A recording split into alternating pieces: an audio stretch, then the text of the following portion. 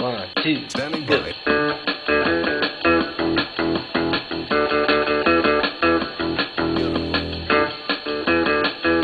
You know it.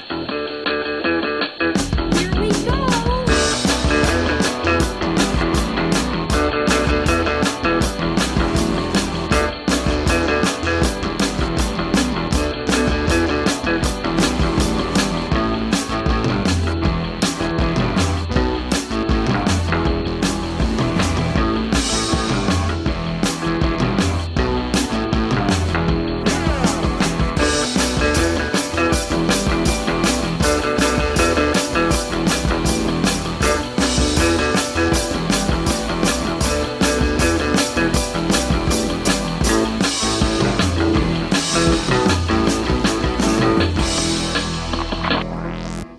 Hey, everybody, you're listening to and possibly watching the Comic Book Bears podcast. I'm Bill Zanowitz, I'm Steve Morey.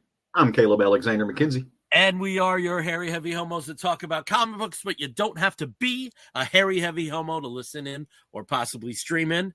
And if you notice, if you're watching, not listening, but for the people listening, I will describe.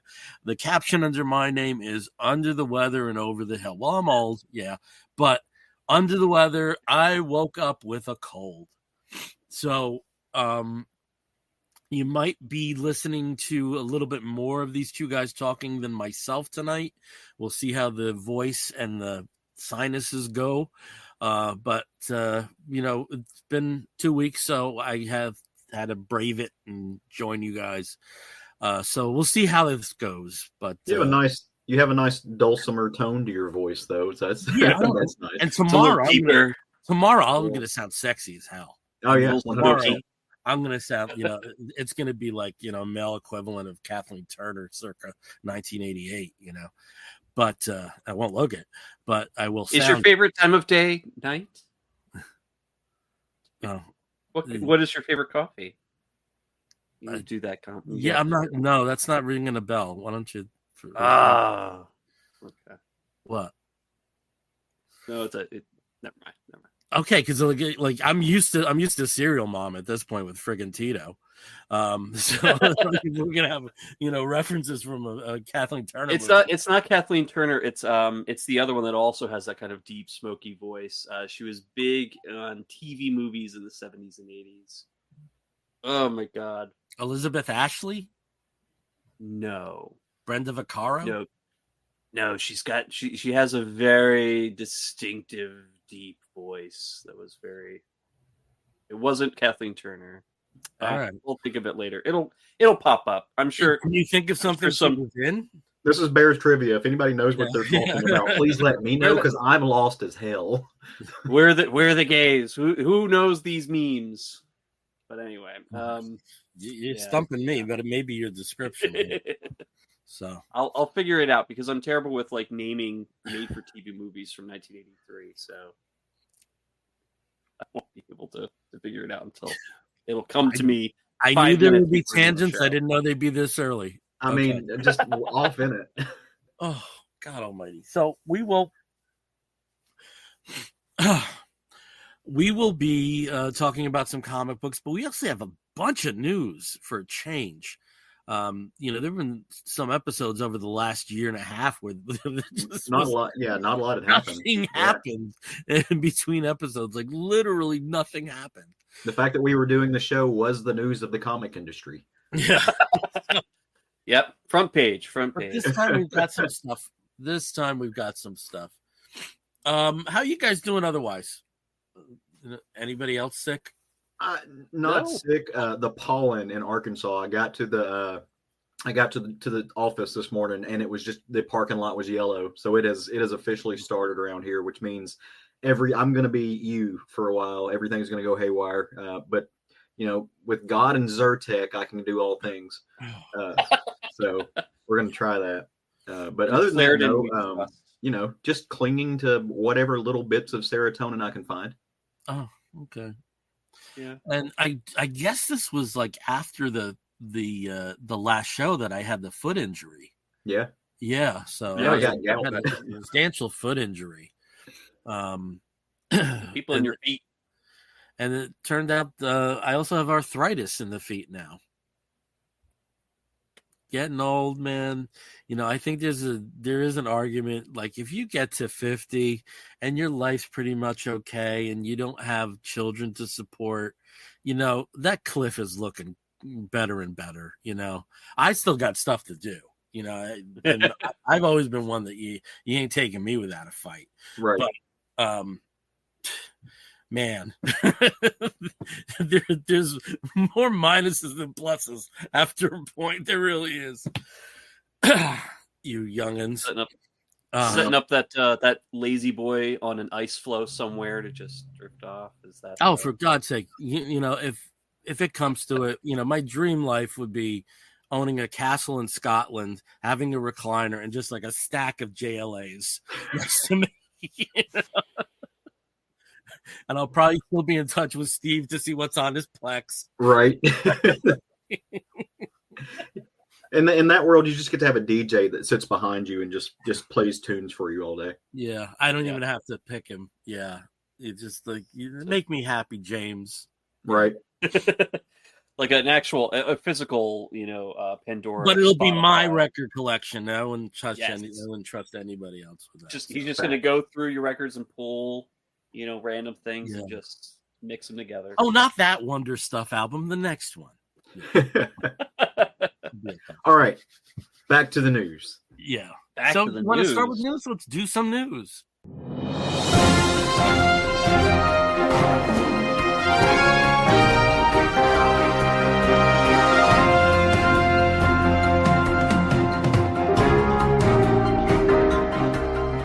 What's been going on, Steve? Some stuff. What's new in the news world? We've had acquisitions, we've had weird mergers, we've had blockages, stoppages. Oof, man. So we've been talking about Diamond for a while since Diamond. Well, one, at the end of last year, before Diamond even declared bankruptcy, they were having a lot of troubles. And then, of course, they declared bankruptcy, and it's been just sort of like a mountain of speculation, left, right, and center. You've got publishers that were jumping ship, going straight to Lunar, going to PRH. Publishers, smaller publishers, basically just stopping because they couldn't afford to deal with this. A lot of stores kind of seeing the writing on the wall and thinking, okay, this is it. And also, there were just as many, if not more, publishers that kind of just went on pause. Yeah. To see where things fell. Like, they do have product coming into the pipeline. There may be mechanisms on their own websites for them that you can get stuff, but they're kind of just waiting this out. There's some of that. And it's been, it's been a lot of chaos as well for people getting Diamond shipments. Some of them were getting drop shipments of Funko Pops that don't have a sale date for like 2 months out, but we're getting all of them at once and had to, of course, a sizable invoice with it. But anyway, so and just to interject on that, retail outlets like that, they can get in trouble for selling stuff early. Yeah, they can. They can get, when Diamond was much more robust, they used to have themselves. I'm not talking about anywhere else that they might get caught. And of course, with a scanning of the SKU, that sets off an alarm as well. But Diamond used to have, kind of, spies. Secret shoppers. Yes, they would. They'd send people to your comic shop to try to get stuff sure early. that the product was going either for what the SRP was and not above it. Yeah. And also that stuff wasn't really being released early. So, but in terms of the release, the early releases, stores can get in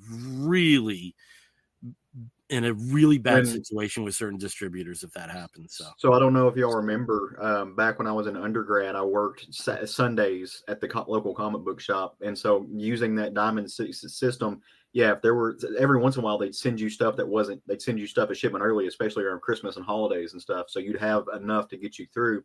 But if it wasn't that release date, you couldn't even scan it on the SKU. It would not show up. It would not let you sell it out of that system. So Like that's, I mean, they were highly detailed. And if you read the publishing agreements, a lot of times those publishing agreements, they will have riders in there for breach of contract if an organization sells it. So they have to enforce those rules. Mm-hmm. Yeah. And it's a kind of a problem though if you have a lot of stuff that's being shipped to you, Yeah, and then you get an invoice for it, but you cannot sell it for weeks, if not months out, and that's what's unfortunately been happening in some cases. But anyway, so the big speculation was what's going to happen, who's going to buy, who's going to, is it going to be split apart immediately, is it going to be cannibalized, what's going to happen with it? And the auction that happened this week, May 17th or March 17th, what was it, 24th? I guess it was the 24th and 25th. It actually went to a second day. Finally happened. People were able to put their bids in, and one winner came out of it, and that was Alliance Entertainment. And Alliance Entertainment has a lot of fingers and a lot of pies, but mostly it's in media. So I think they've done a lot of like media distribution, DVD, CD, Blu-ray, that kind of distribution, arcade, music, licensing, things like that. And so they're really interested primarily, and there was actually a recent interview as well with the head of Alliance Entertainment kind of talking about, well, what was really attractive about this purchase, and it was the distribution network for the toys, games, licensed items. So like the pop culture items, which are a real big part of Alliance Entertainment's focus. Not so much the comics. Yeah, and he even said as much. Right? He came out in a press release saying, "Yeah, we didn't buy that for the comics. That is not our priority."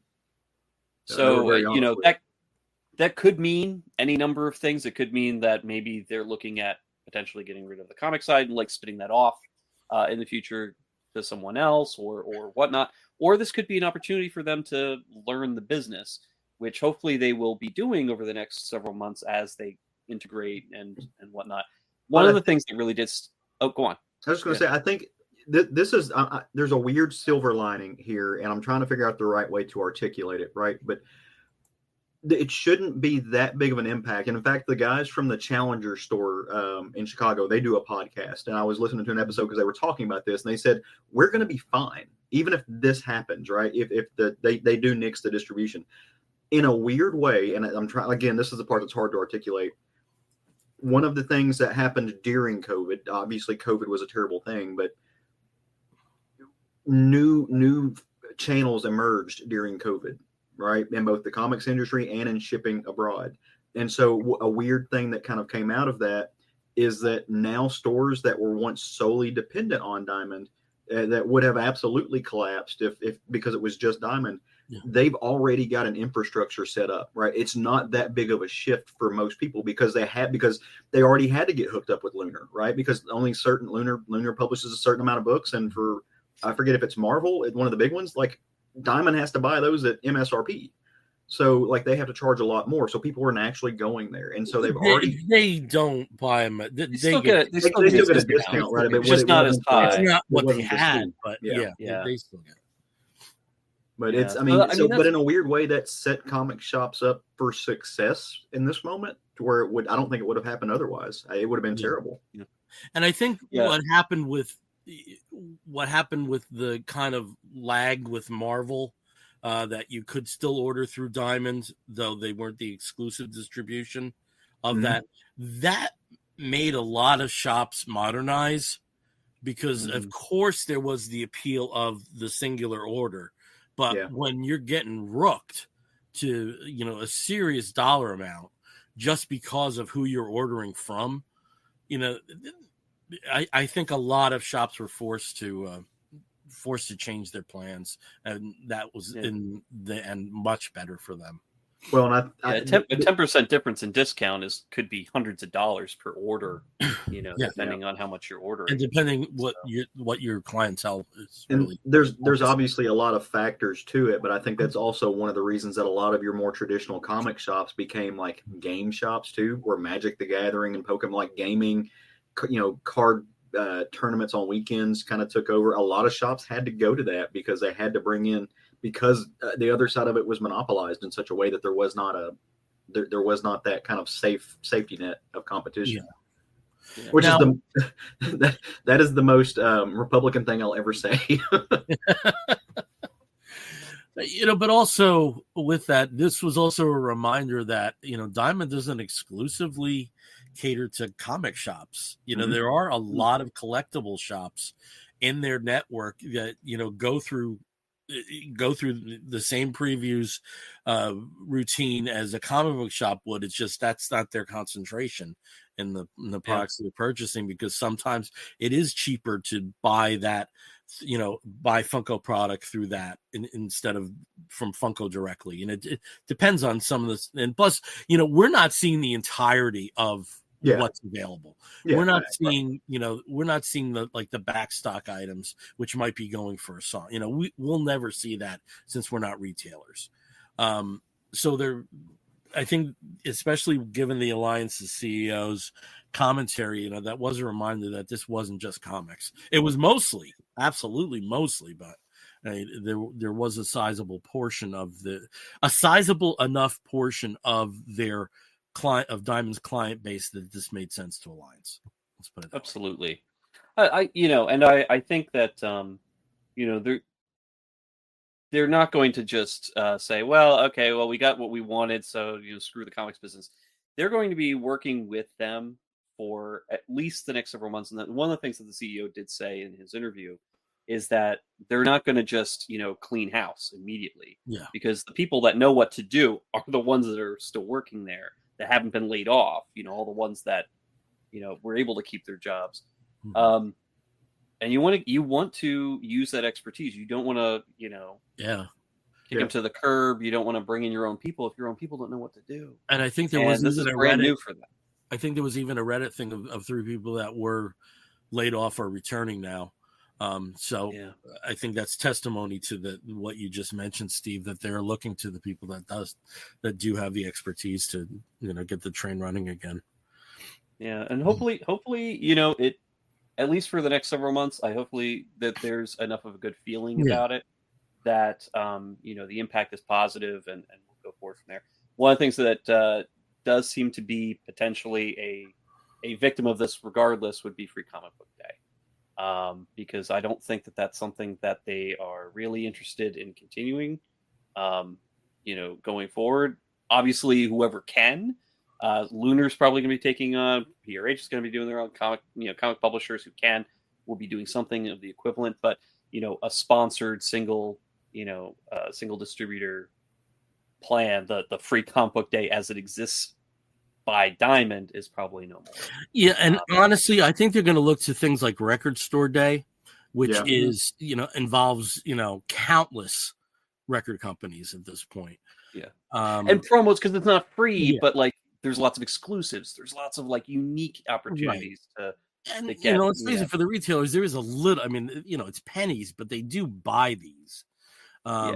So I think that there is enough, specifically Record Store Day out there. There's enough models there to say, hey, we can do this without a centralized bank behind it. That's an interesting concept, though, like the comparison of Record Store Day to Free Comic Book Day, because Free Comic Book Day is typically just like, hey, here's some one-off, some free stuff, come get it and buy other stuff in the shop. But with Record Store Day, it's a product that most of, at least with stuff I go look for, are reprints of stuff that have been out of print for a while or special editions. And so it's more niche product. Like, you're not getting Taylor Swift on Record Store Day, right? Are you kidding? Some people might. Well, not for the 7 Record Store Day releases. Has she really? Yeah. Oh, I stand corrected. Colored vinyls. Yeah, you got it. No. With they've been artists. Well, no, I meant just straight releases, like brand new albums. Adele or the 1975. I mean, there's a lot of artists. Olivia Rodrigo. They're often variants. In terms of stuff that's already out there. But, I think that's what I was meaning to say, right? Yeah, Not the album didn't drop that day. Because that's not really the Right. mechanism So for that to happen. But where I was going with that though yeah. was so what would be the product that comic shops would have that would be the equivalent, right? Because are they going to do reprints of old omnibuses, bringing people in, or are they going to do like the new hotness to they sell have had comic book store day, which kind of was a bust. Yeah. Because it seems like a lot of that product was, just there for months and months, at least in some of my things. But I think what the comparison is the celebratory nature of that particular type of shop. Star Wars Day kind of situation too. You want to celebrate that there are record stores. You want to celebrate that there are comic book stores. And so I think it's going to be fine with that. Yeah. I can still see publishers putting out like a free sampler book or a free like promo or a 0 issue or something like that to get people in, but then also have like specialty variants for day or maybe like a interesting like limited release like of an omnibus or a collection or something like and that. And they have had some stuff along those lines. Like I have a Funko of John Constantine, which was a free comic book day, but it was a purchase, but it was released. So they have had some stuff like that. Maybe it'll supplement the free content, but I'll tell you this: I go into a store for free comic book day, I'm definitely spending money there. Yeah. And mostly for me, and I know for a lot of people, you're spending the money on back issues, right? It's not even on necessarily like. I spend a ton when I go because they always have really good sales. Like they'll have 40% off of. That's when I go and I buy all the old Tales to Astonish because I'll get a decent cut on it, and so I'll spend more money on that and omnibuses than I do on new stuff when I go. So but that's what I look for, and that's what I don't. Are people going to go in because technically, if by that model, comic shops can still have free comic book day, right? They've got enough back stock of random stuff that they get. They can just save it all and then release it on one day. So they can still have like their own independent store-wide sales if they even on that kind of. Yeah, I'm sorry. Grab bags like here's.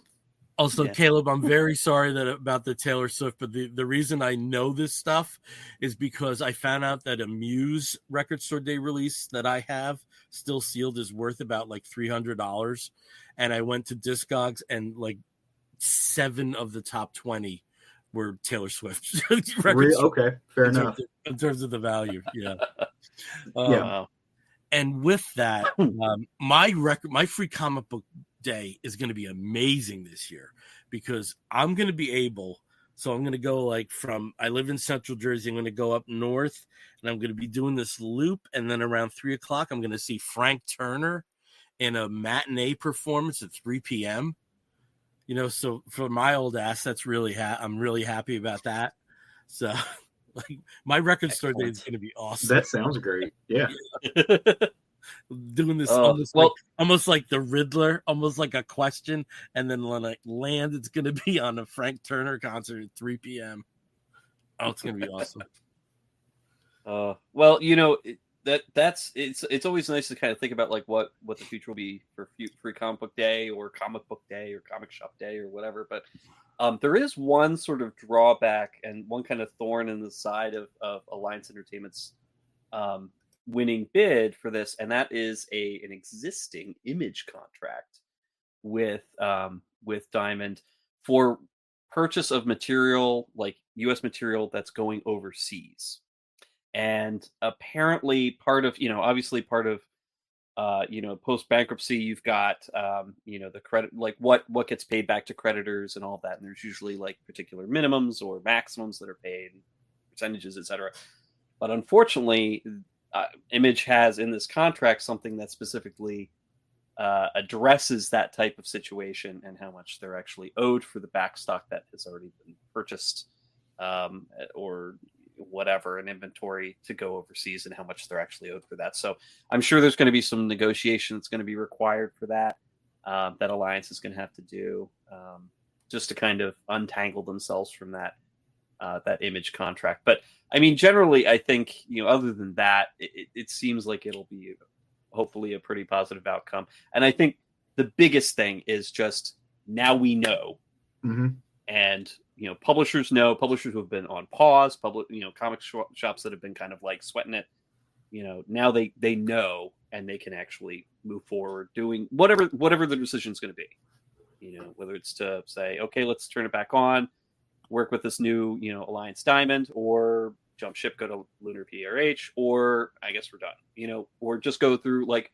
direct sales from a website, or, a consortium, a new way, that kind of thing. I mean, it was the uncertainty, I think, that was the biggest elephant in the room for everything. But now that the uncertainty is kind of more or less gone, I think things will start moving in the direction that we want to see. We'll see.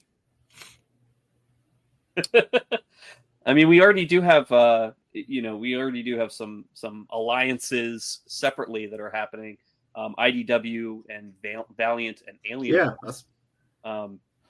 IDW is going to be helping with the printing and distribution of Alien and Valiant going forward. So that's going to be pretty cool, and hopefully, that synergy will work.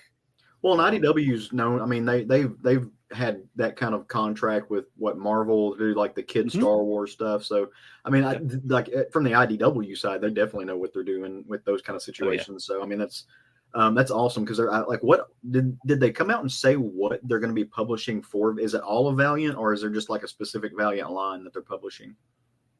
I think it might be all, because Alien Books is included, as part of that. So I think they're going to be. It's definitely something related to the graphic novels, the trades that they've had. Okay. Sort of like, the Valiant has like decades of trades worth of previous series that they've done, but also I think that the new stuff, and I think with Alien, once they took over the publishing duties for Valiant, I think they also found themselves kind of in a sticky situation, especially considering the on again, off again, will they, won't they tariffs that are happening in Canada that were, playing havoc with their, with their future publishing costs. So I think this gives them a little bit more stability, and allows them to, to focus on, hopefully, making good books, making good comics. So, I miss when Valiant was good. Yeah. I'll be talking about Valiant today. Yay! And also, not negatively. With what Caleb asked about, are they? I mean, Valiant's output at this point is such a trickle that I don't think them assuming the entirety of it is a big haul. So no. But they do have a lot of IPs in storage, though, that they could do stuff with. I mean, but I also don't know how much interest there is in that stuff right now. I mean, I would love a good Archer and Armstrong book right now. A good Archer and Armstrong book. Yeah, but there's Bloodshot didn't take off as a film. Yeah. Of course, there were several reasons for that. But I'm just saying, like, they haven't had an IP that's really broken through. Yeah. True. Yes, and someone will be like, "What are you talking about?" Harbinger has been published for the. Shut up. You know what I'm talking about. Well, they had Liam Harbinger Sharp. Is going to be published. Liam Sharp drew the the Manowar. Was it Manowar? Exo Manowar. Yeah, Exo Manowar. He was drawing that book for a while, and that was a good. Like a lot of people went to that just because the Liam Sharp art and stuff like that. So I mean, that's what they like. There is some good stuff there. They just need, if they can, put some money behind it, bring in a heavy hitter, a couple of heavy hitters to play with those folks and to write really good, like take it back and write really great stories with them, because they're fun characters. I mean, Ninjak is awesome. I like Bloodshot. What are the Sparrows or the Swallows or whatever they are? They have the Harbingers. Harbinger, yeah. Like that's a fun concept. So there's lots of stuff there. They just need good writing. Ooh, was that a sneeze? Bill's on the struggle bus. Poor buddy. That was a sneeze and a fart at the same time. I'm so glad I don't know which one it came out of. So glad I hit the mute button. Oh my god, that was bad. You hear Rob collapse in the back. Oh, he's sleeping. Son of a bitch. He's sleeping. Oh, it's early. That was me yesterday. I was asleep by 10 o'clock, and I got 8.5 hours sleep without sleeping pills. I was so tired.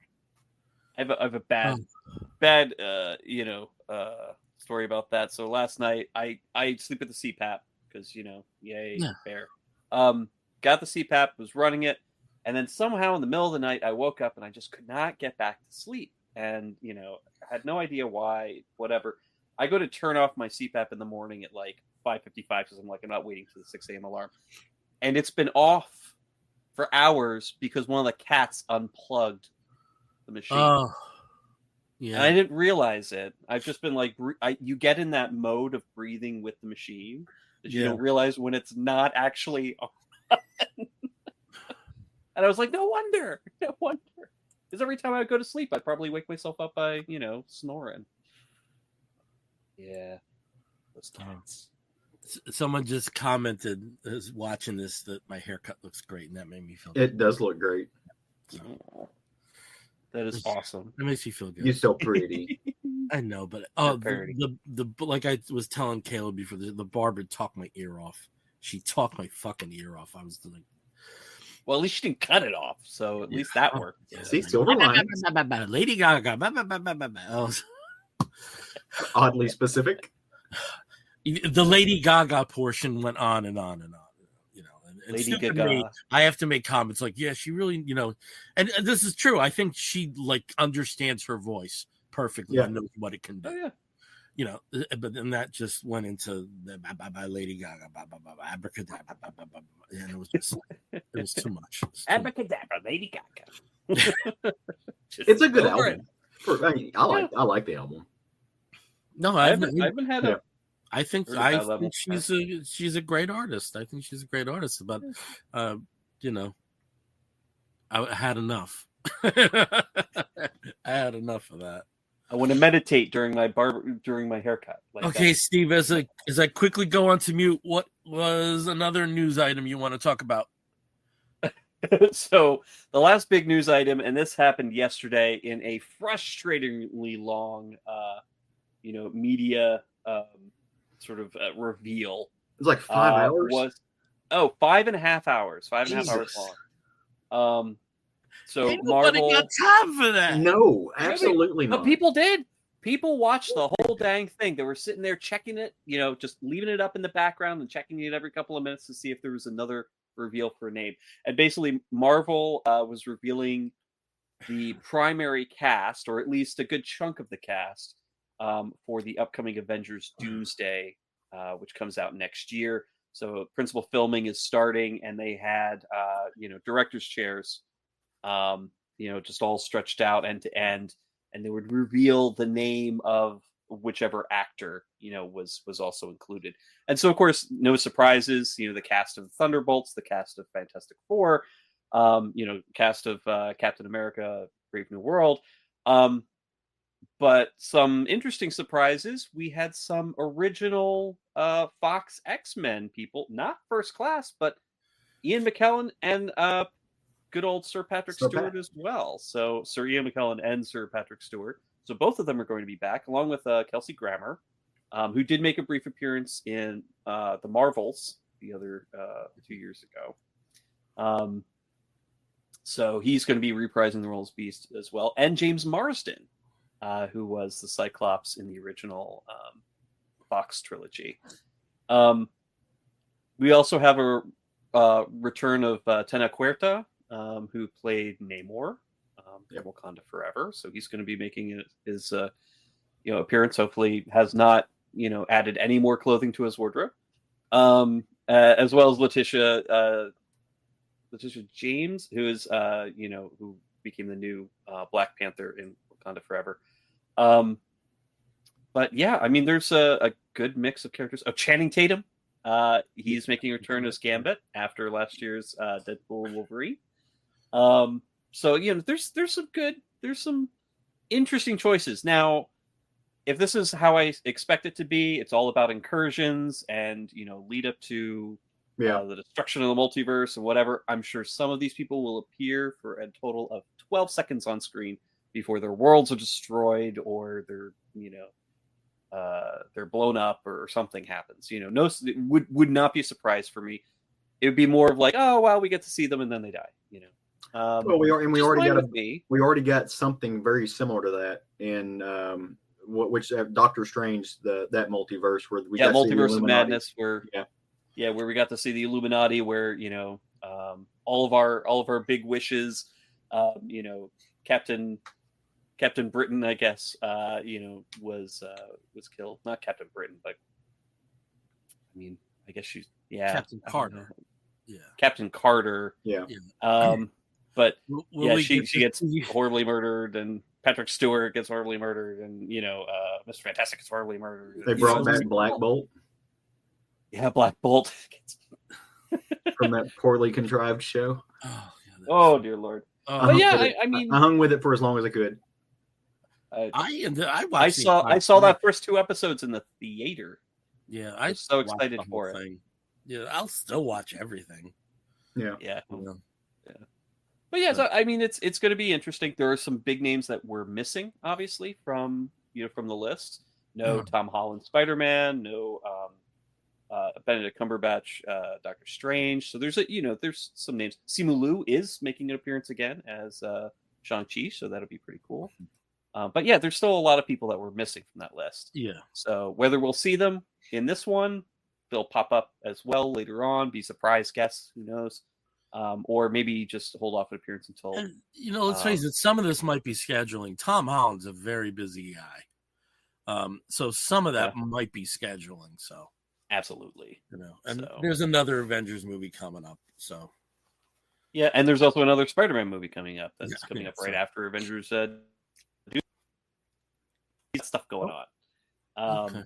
But yeah, I think it's just really exciting. It was one of those kind of cool things, cool reveals that you don't really see too often anymore, especially when there's so much of like a info dump that happens for a lot of these movies.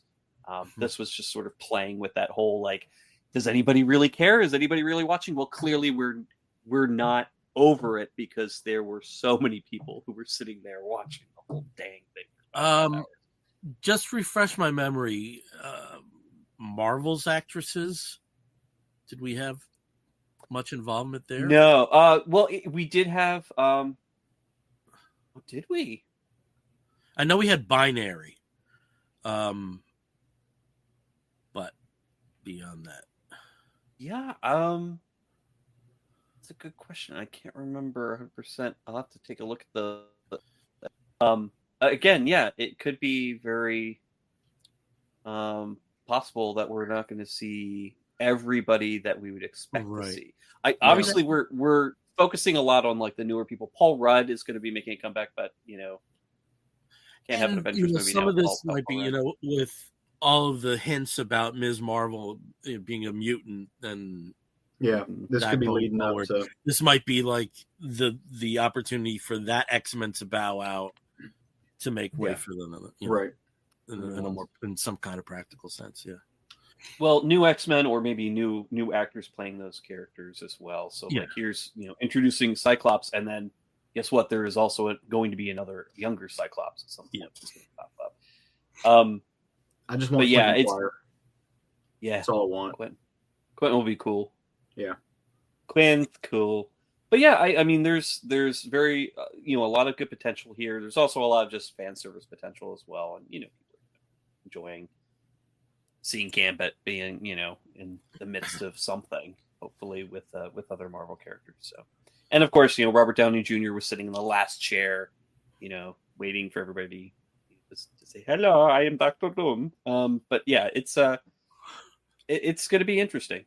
He didn't say it that way, but it would be fun. That was a very authentic. That was a very authentic Latvian accent, Steve. Yes, I practice.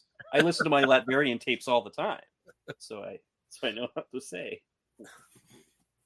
But yeah, so it's fun. It's fun to look forward to. We've got a whole year to wait for it, and I'm sure they're going to be either leaking other guest starring characters and actors. Between now and then, and also set photos and all sorts of other fun things. But in the meantime, we've got Fantastic Four coming up. We've got Superman. We've got Thunderbolts, which is hitting next month, in May. So we've got a full slate of comic movies that are on their way. I have to this year. say the Thunderbolts, Superman, Fantastic Four, triple header. Like I'm more excited about that than about any combination we've had. That makes me happy. Of Yeah. comic book movies lately. Yeah. I'm so looking forward to it. It's gonna be a great series of months. Yeah. So, but yeah, I mean that's all I have. Did anybody else have anything fun that came up this past week, 2 weeks? Well, they did make the announcement about another history of the DC Universe that is going to codify where the DC Universe is at, and they selected a writer who I think is ideal for this purpose. Absolutely. Which is Mark Waid. So I'm very excited about that. Host of artists that are going to be contributing to the 4 issues. I think they said they did narrow it down to 4 issues, right? Yes, I remember. Yeah. Yeah, and it's going to be told from Barry Allen's perspective, from what we understand. And I think Wade's, especially since he's kind of had this mantle a little bit with Batman, Superman, World's Finest taking place in the past, that I do think, he's kind of already in that car, Yeah. And honestly, apart from Jeff Johns, I can't think of anybody I'm like, well, and he did trust the keys with. Yeah, he did an amazing job on him, and Rodriguez did an amazing job on the Marvel. They did that history Marvel book that a few years ago. It was a couple issues long. I love that book, but that guy's just got an encyclopedia in his brain. What I do think is going to be interesting, because you said it's from Barry Allen's point of view. Mark Waid is kind of well known for writing being one of the Flash writers. His Flash run is very, and I haven't read it, so I can't speak to it, but I need to. But that's Wally in those books, if I'm not mistaken, isn't it? In what books? Mark Waid's? Mark Waid's Flash? Yeah. So it's going to be kind of cool seeing him write Barry Allen. Has he? I don't know. Has he done that very much? Yeah. Has he? Okay. There's a fantastic miniseries of the Flash and Green Lantern, Brave and the Bold, that Waid wrote. Seek that out. That's awesome. Telling the story of their friendship, of Barry and Hal's friendship. He's had his moments of writing. I figured he'd written him a couple of times. I didn't know if he'd ever written him out long form. The way that, obviously not the way he did Wally. Yeah, but I just wasn't reading DC at that time. So and plus, given Barry's importance to Crisis on Infinite Earths, which I think is always tied into history, it's a good character to have the perspective from. Yeah, sure. Yeah, and of course, people complain. Well, of course they complain. They're going to complain about why bother doing this? They're going to just redo for the 137 people who know Dr. Occult is. Yeah. Yeah, Dr. Occult. I want Dr. Occult. I want him to be the focus of this book. All right. All types. Pitch it. All types. Yeah. They're out there. Any other news that I think we should touch on? There were a few. I'm trying to think some of the stuff that you had mentioned, Steve. Yeah.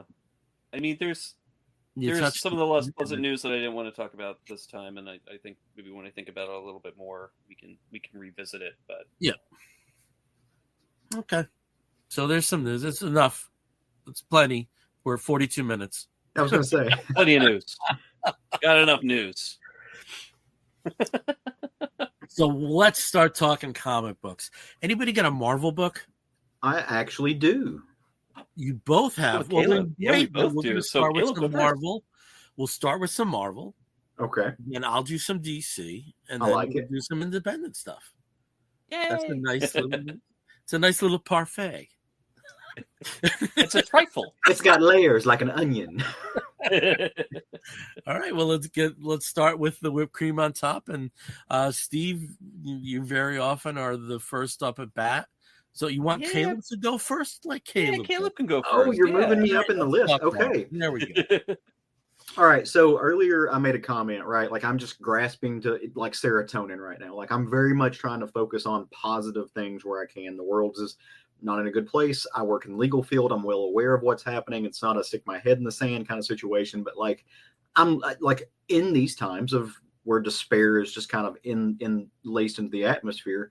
I think that is what art is for, right? You should lean into art to make you feel things other than just what's going on. In some sense, it's escapism, but it releases those feelings that you need. So that's what it's there for. It's there to both entertain and to bring you out of dark places. And so I'm doing a lot of that, right? And I read 2 books this week that aren't super important to, their collective canons. They're not going to change the world. Honestly, they're just little blips inside other things, but they were both just really delightful. And I'm going to talk about both of those books tonight. They both just made me happy. And the first is a Marvel book. It is actually, I'm a little bit behind on my Avengers reading. I'm needing to get caught up. So I went to, because I let things stack up a little bit because you digest the story as a whole. So I went back and I started reading it. And the first issue is that I was able to read is Avengers number 21, which has got an X-Men or Avengers versus X-Men kind of motif about it. Yeah, so all of the cool kids are in here, right? Carol and the Avengers touch down, and they're actually in a place called the Factory in Merle, Alaska, which has become the at least Cyclops' X-Men's new headquarters, right? They're ostracized because Krakoa has fallen. There's still things are bad globally with how people think of the mutants, so that's their home base. And the Avengers land, and immediately Captain Marvel, and she's got the whole crew, including some former X-Men, right? Storm's hanging out with her, but it's Captain Marvel, Iron Man, Sam Wilson, the Vision, Storm, and Scarlet Witch is in there.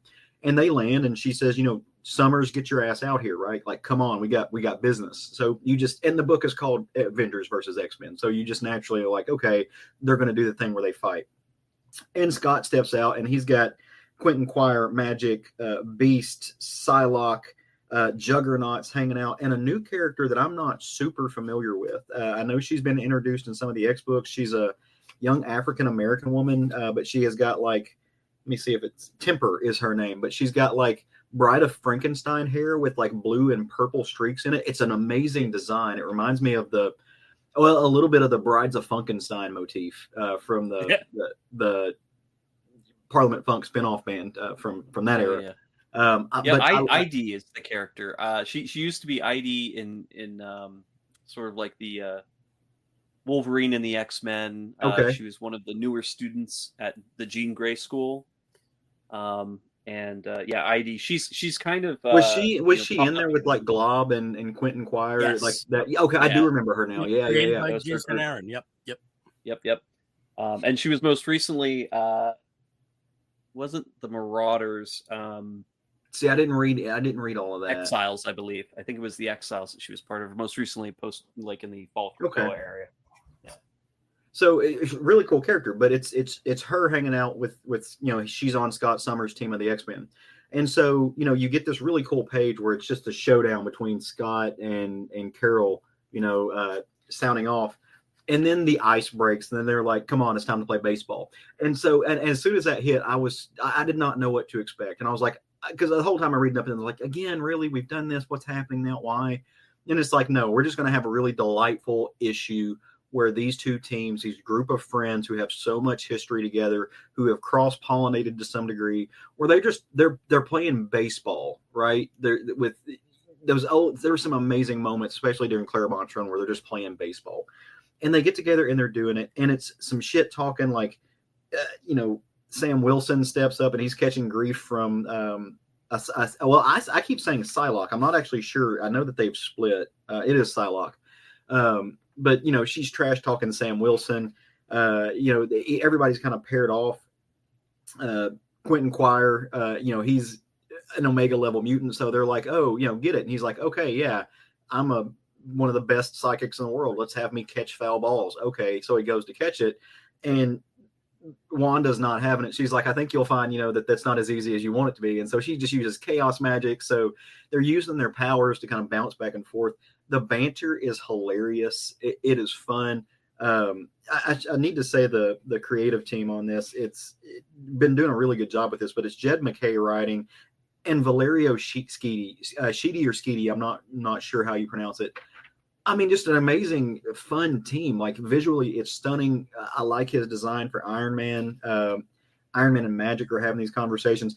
Eventually, Juggernaut, who's now an X-Man, just gets tired, and he's like, no, I'm through with this. You're catching a fastball. So Tony Stark steps up to the plate, and Juggernaut just launches one.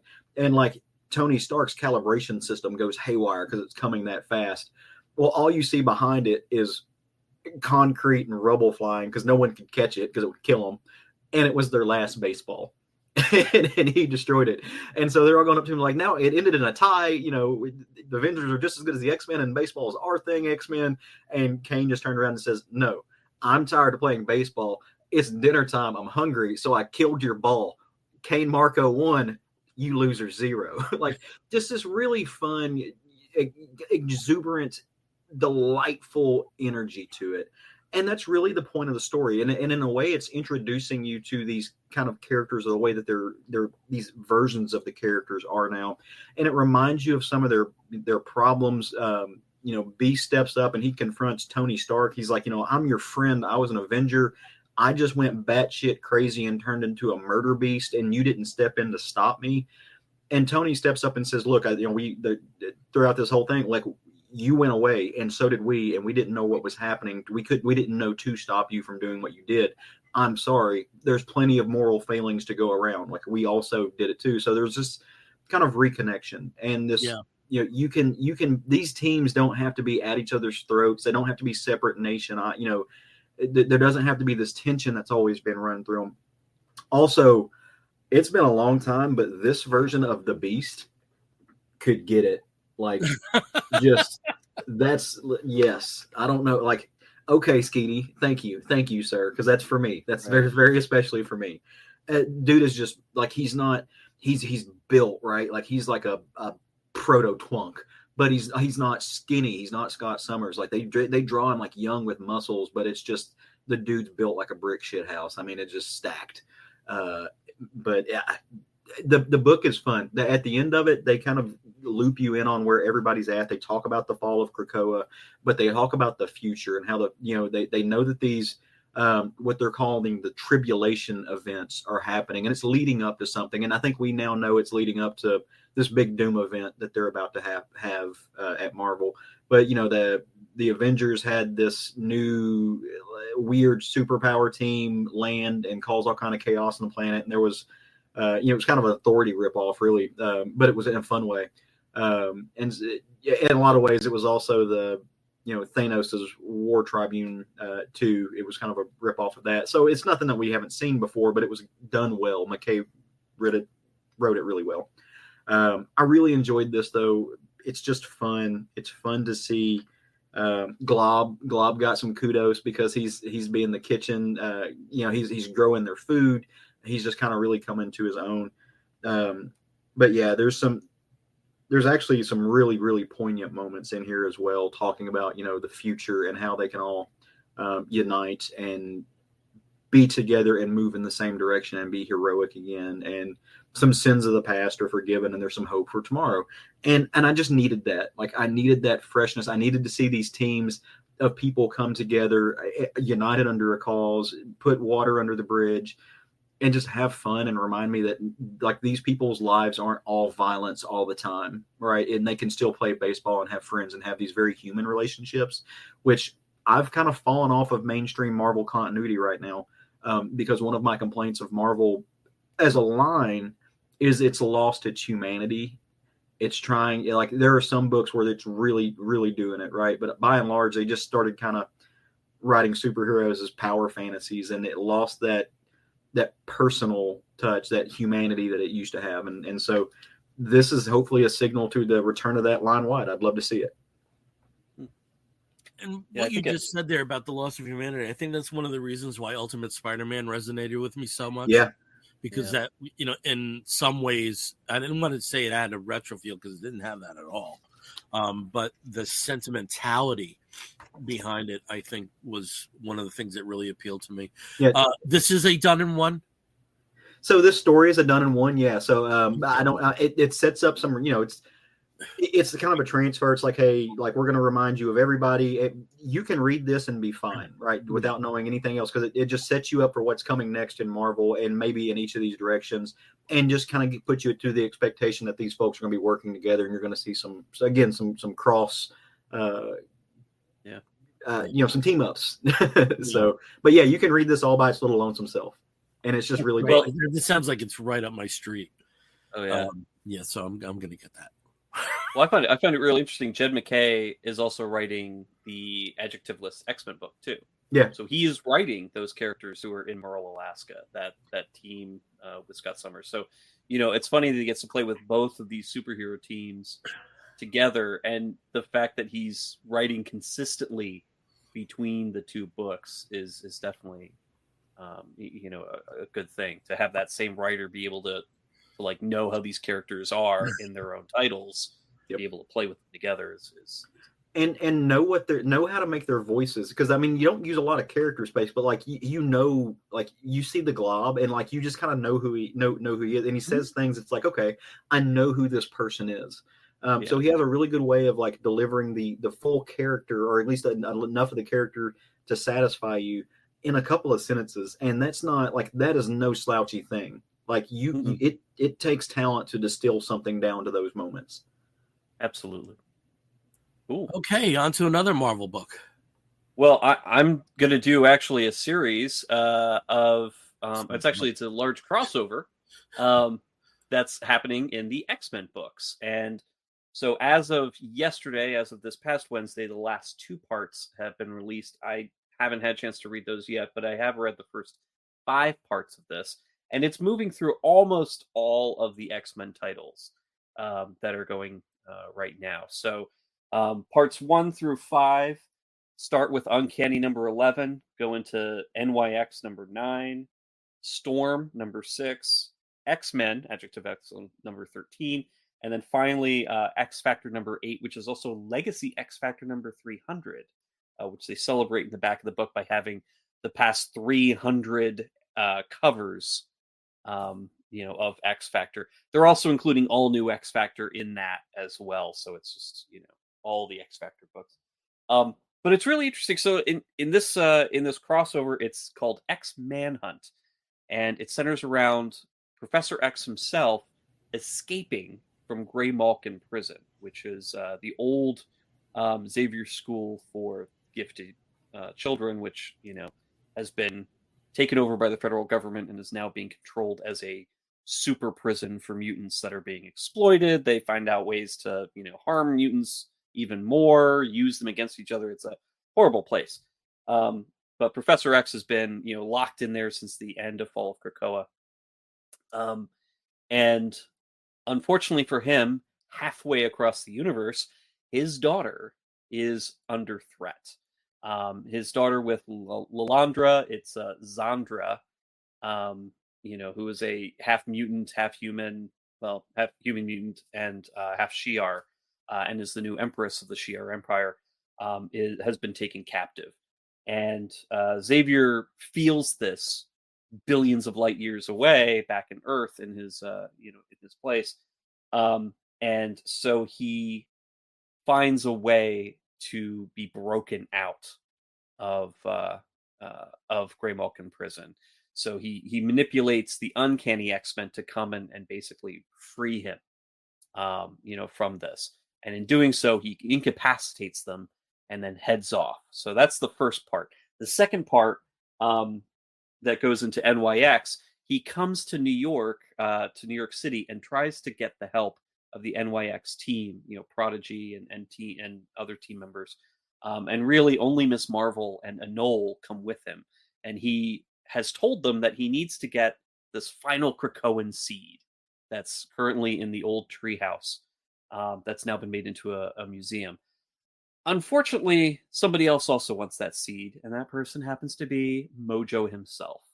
And so he finds a way to, basically manipulate his way in, and unfortunately fights against Anole and Ms. Marvel. Now, where's Xavier on this? He snuck away because really it was a red herring. He didn't really need the seed. He just needed an excuse to get some of the young mutants in there to basically fight a battle for him and distract Mojo, while he goes and digs up his Cerebro helmet that was left over for him. And he makes his little quiet exit while Mojo basically leaves Miss Marvel and Anole in a pretty painful place before enacting his next phase of his plan to take over New York. And that goes then into part 3, which is with Storm. Storm at this point is a true goddess. She is now the avatar of eternity itself. And Xavier goes to her for protection. Why does he go to her for protection? Because the X-Men are after him to get him back, to put him where he belongs, because they do not like him.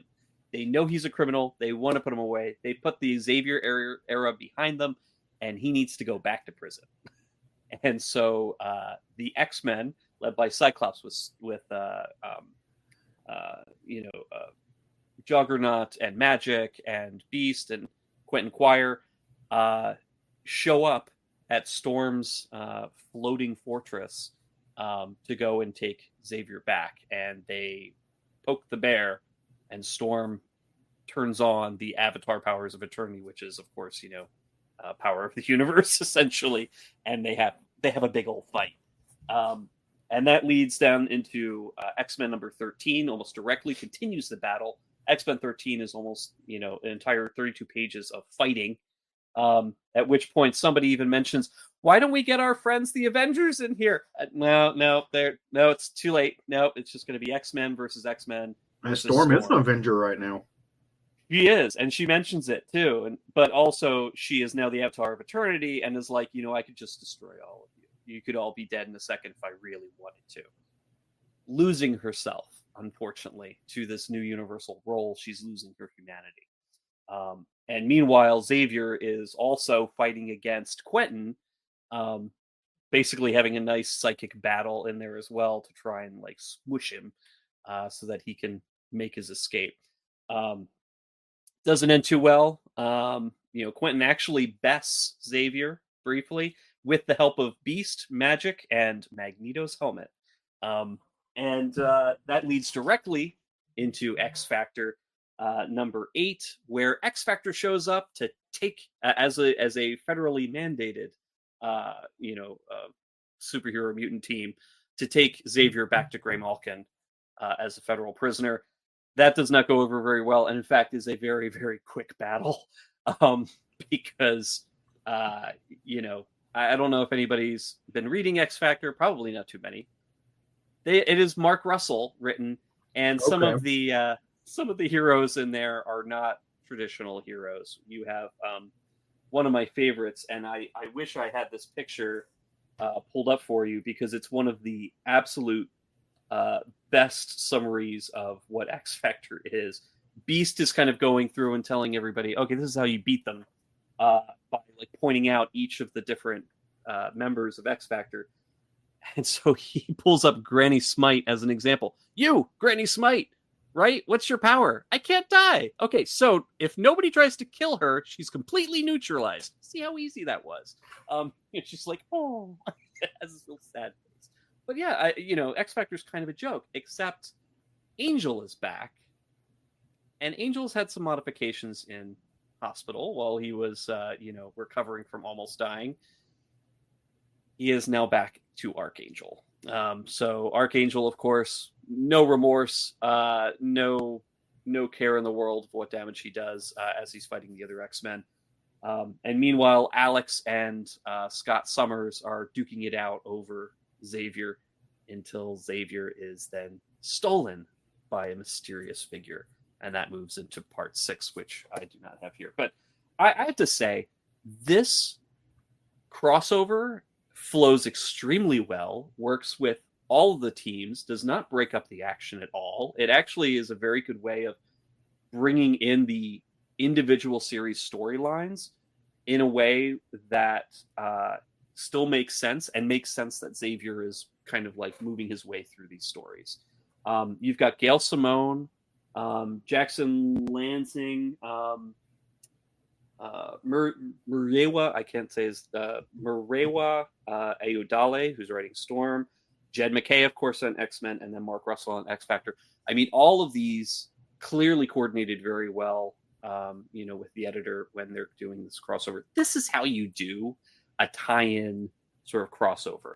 You don't have to actually read every title, but you want to read every title with it. There's no just rando mention there's this thing going on. Yeah. And that's kind of the way I felt about the One World Under Doom, because some of these titles did tie in with that, and I was just sort of like, you might get 2 pages worth of a mention, or you might have Dr. Doom show up on a screen, in the corner, and you're like, I guess this is a tie-in issue.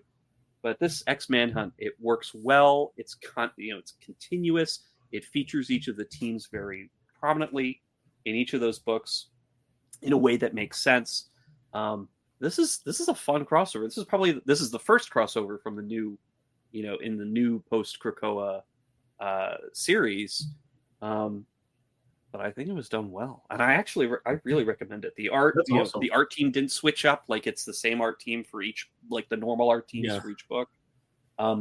It's really good, and I have to say, I would like more of these types of crossovers. This reminded me of stuff in the '90s, not like the crazy polybagged everything has a different card kind of crossover, but some of those It's other interesting Near Island Saga. Because Tom Brevoort who's editing the X line now. He actually cited some of those annual events as a template for this. Absolutely. These could have been annuals. Yeah. Like the 1991 annuals or 1989 annuals. They tied together so well, but they still maintain the feel of each book. Yeah. And featured each team prominently. I was so happy with it. Very happy with it. I think I have X Factor 8 coming to me. I missed an issue on the pre-order, and I think it might be 9, so we'll see. And if not, I'll just get it when I go get Avengers 21. And I think this is one of the coolest things from the back of the page. So they do have the cover gallery for all 300 legacy issues of That's cool. X Factor. And I also have to say, when you talked about how Storm is a goddess, all I could think about was Justin Martindale and Matteo Lane talking about Storm, As goddess of the elements, I call upon the winds of Africa. Storm, we asked you. Yeah. I love Matteo Lane. He cracks me up. He's adorable. So good. So also, I love the title of this, X-Manhunt. So we did, let's all have a moment of silence and remember all the X's that we met on Manhunt, and that piece of shit that finally went away and died. So Manhunt. Going on a manhunt, get me a manhunt. Was that and Adam for Adam back in the day? Adam for Adam, Manhunt. And gay.com was what this is pre-grinder stuff, kids. Yeah. It didn't used to be so easy. Yeah. oh, the day.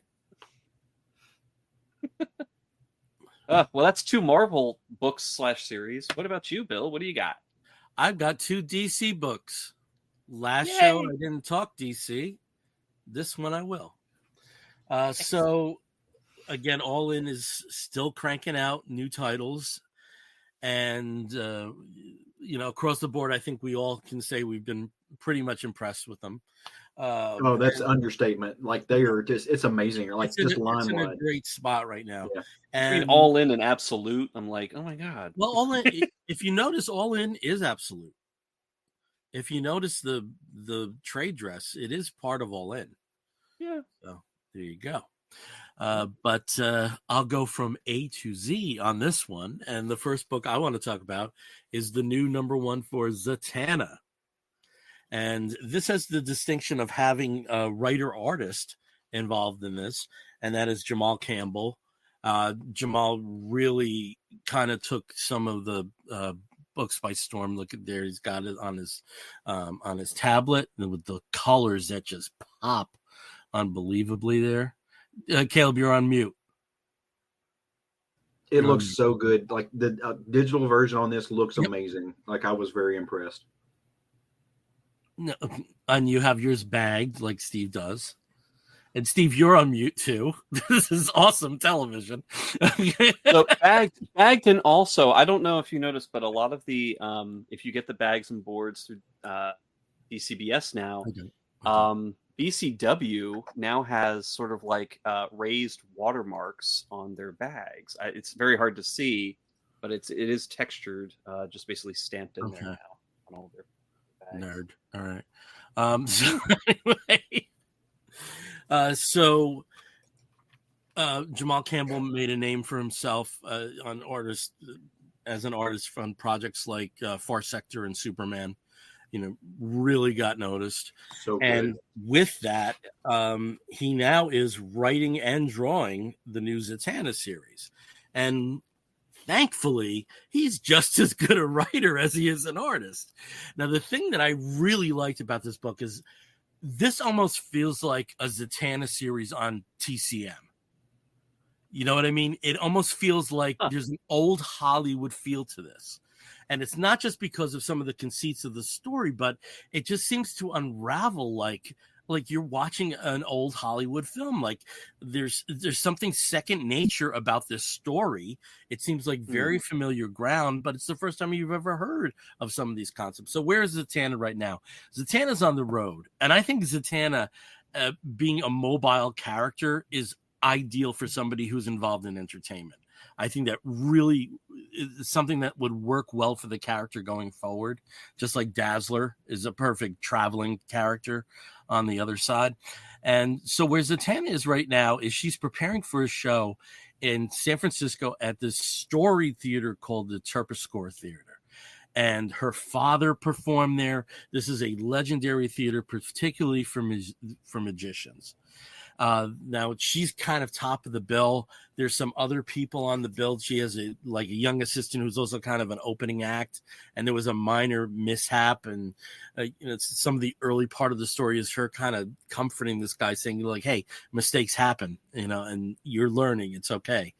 And everything is going well at this place until the posters in the theater start suddenly coming to life.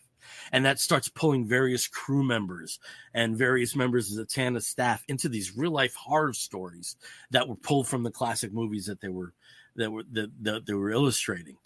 And this includes the presence of the mysterious Lady in White, who was an illusionist. She died under very mysterious circumstances, but again, like the theater, like Zatanna's father, legendary.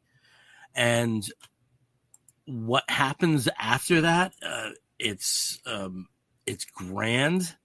It does feel like this is just the liftoff point for a very big story. There's a betrayal involved, and Zatanna's not in the greatest position at the end of this. Things are not going right.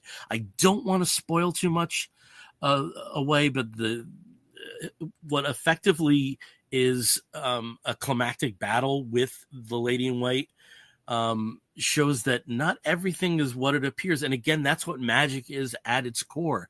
Not everything is what it appears. And Steve, I know that you read this story as well, and it almost was your book last time around. Yeah, I almost picked it just because, I mean, like you started off with, Jamal did an amazing job. Jamal Campbell it really, not only is the art absolutely gorgeous, but the story is punchy, it's quick, it's fun, and it's like I said, it's like a great old Hollywood movie. It's sexy without being overt about that stuff, because they were still, like Hays Code, you still had restrictions, and it would like the word that I keep going back to is grand. It just has a very grand feel. The art feels grand. The lettering, oh my God. Whoever was the letterer for this, with the variations that occur throughout all the titles and all the I mean, they did. The letterer was Ariana Maher, and this is one of the best lettering jobs I've seen that was not Dave Stewart. So it's amazing. I mean, it's just amazing stuff here. Yeah. No, it was a total package, and I'm so excited for issue number 2, which I do have, and I just haven't read yet. Yeah. So, Caleb, since you had it on your tablet, do you have anything to add on this? No, because I haven't finished it. I was trying to get it read this afternoon. And I love Jamal Campbell. Like I said, Far Sector blew me away. Just the visuals on that were absolutely stunning. So the art is exactly what I want it to be. When I was trying to sit down this afternoon, I had to reread the 2 books I wanted to read for tonight just to keep them fresh in my brain. And I made it about 5-6 pages into Zatanna. And so I was able to kind of see that beginning where they were talking about the history of that theater and just how she's talking to the crew. She just has this moment where she's hyping them up and she says, look, this is it's our time to seize this moment. Like, this place is legendary. And it made me think about some of the, honestly, like not even just performers, but like stand-up comics, when they will play these kind of famous stages and they'll talk about, okay, this is my moment, right? Like, I'm standing on the same stage that all of these other greats stood on. So let me make this my show and let me work with the crew and we're going to take it to the next level. And I just thought that was a really great moment to remind you, like, again, this woman who is on the Justice League, right? She's fought some of the most powerful things on earth.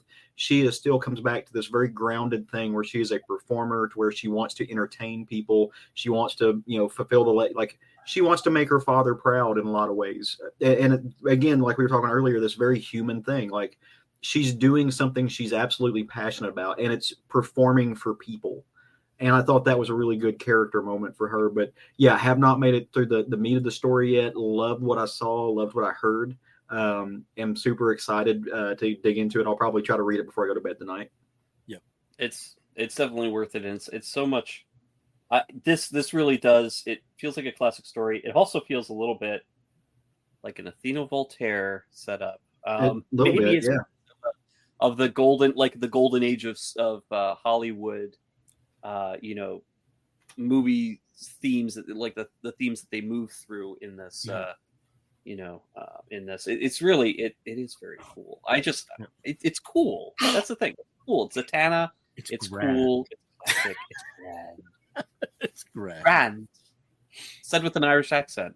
Okay, now continuing on the motif of people who appear to be natural-born storytellers, a couple of times on this show I have championed Nicole Maines, particularly on Suicide Squad Dream Team, and you basically get a continuation of that in Secret Six #1.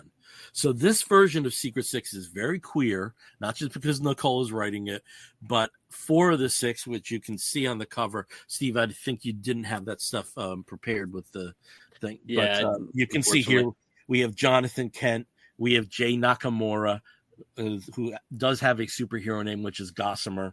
You have Tracy 13.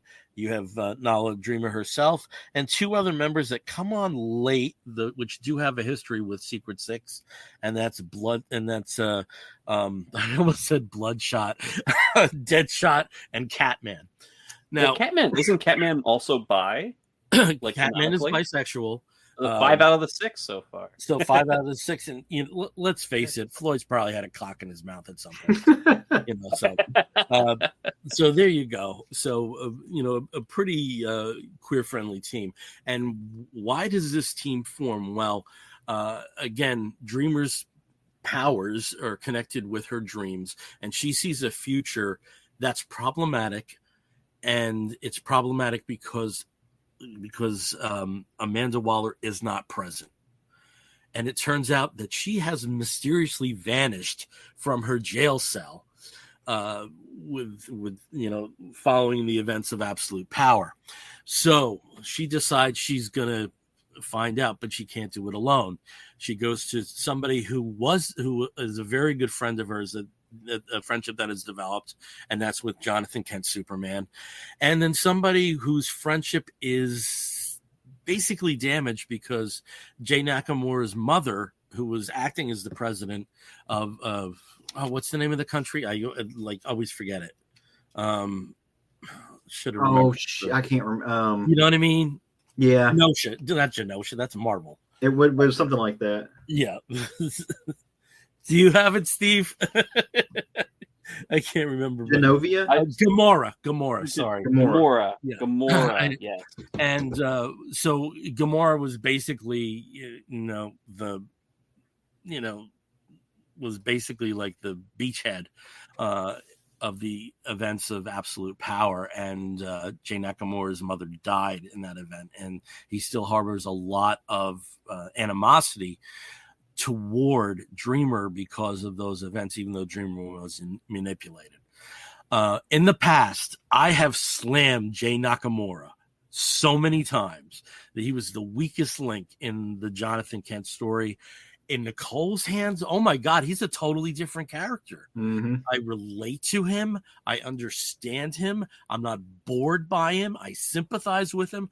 I'm really happy. I'm so happy to do a U-turn on a character. I'm so happy to do that. So they are part of the team that they are going to be finding out what exactly happened to Amanda Waller. Because of the situation involving the Justice League Unlimited, they're all members, so they can easily break into a prison, which is part of the story, how they grab Tracy 13 and bring her into this. And in the last panel, through some manipulation of powers, they end up in a mansion in Georgia, and guess who happens to be there? The other two members. So that's where we leave off in issue 1.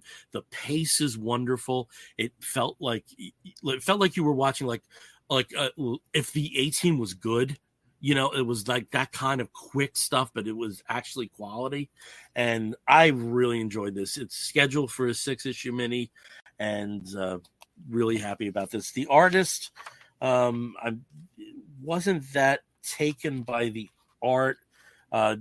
Steven Segovia, I've just seen better work from him in the past. Maybe it's the combination of inker and letterer, but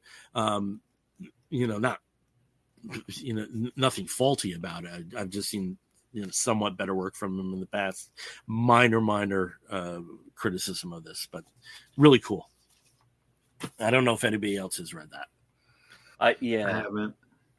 Yeah, I read that. It's interesting because I haven't read any of the previous Secret Sixes. I think Gail Simone do a Secret Six series a while ago. And the original one, way back in the 60s, was a non-powered super team. One of the members was the leader, Mockingbird, but you didn't know who it was. And then in the 80s, Marty Pasco and Dan Spiegel revived it for Action Comics Weekly. And I think I've talked about this on the show. There's a beautifully touching queer-themed story within that run.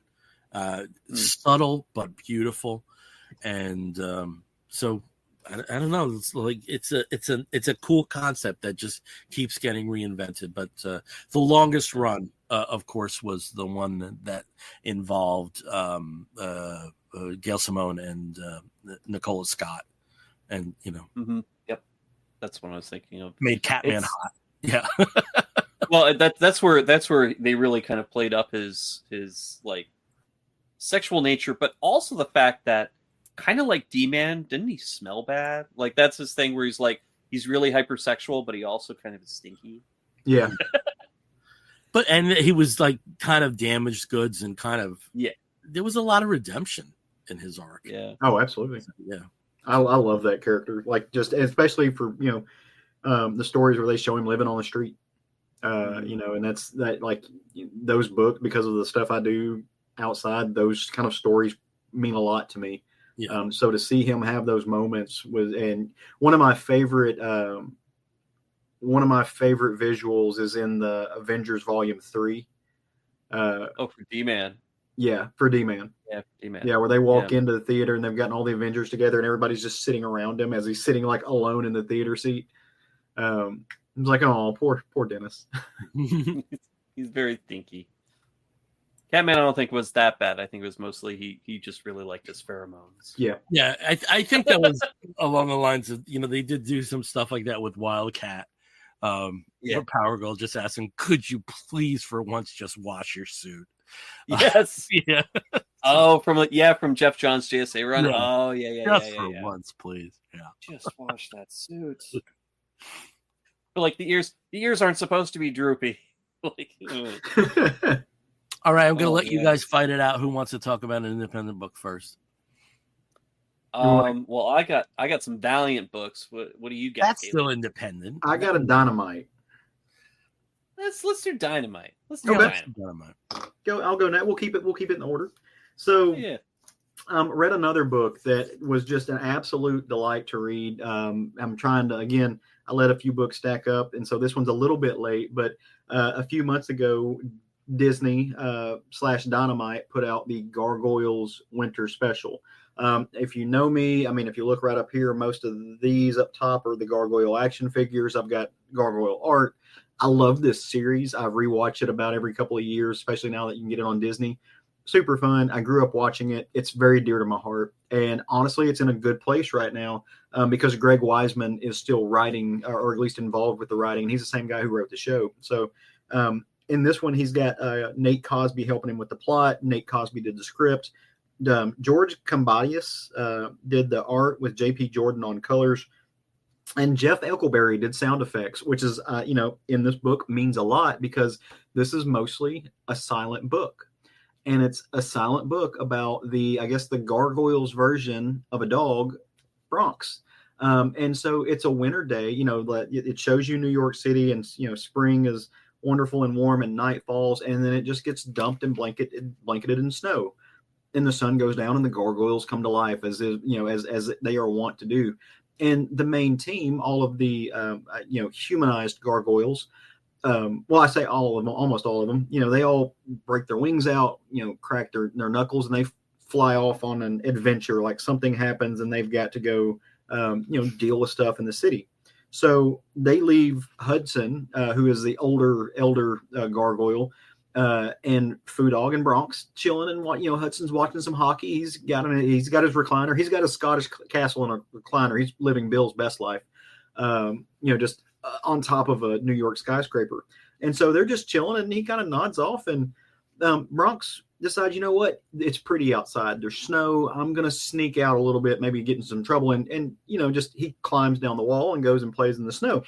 Well, lo and behold, he hears a noise, a bunch of barking, and he looks around, and there's this little, to me, it looks like a one of those, the target dog is a bull terrier with the big nose.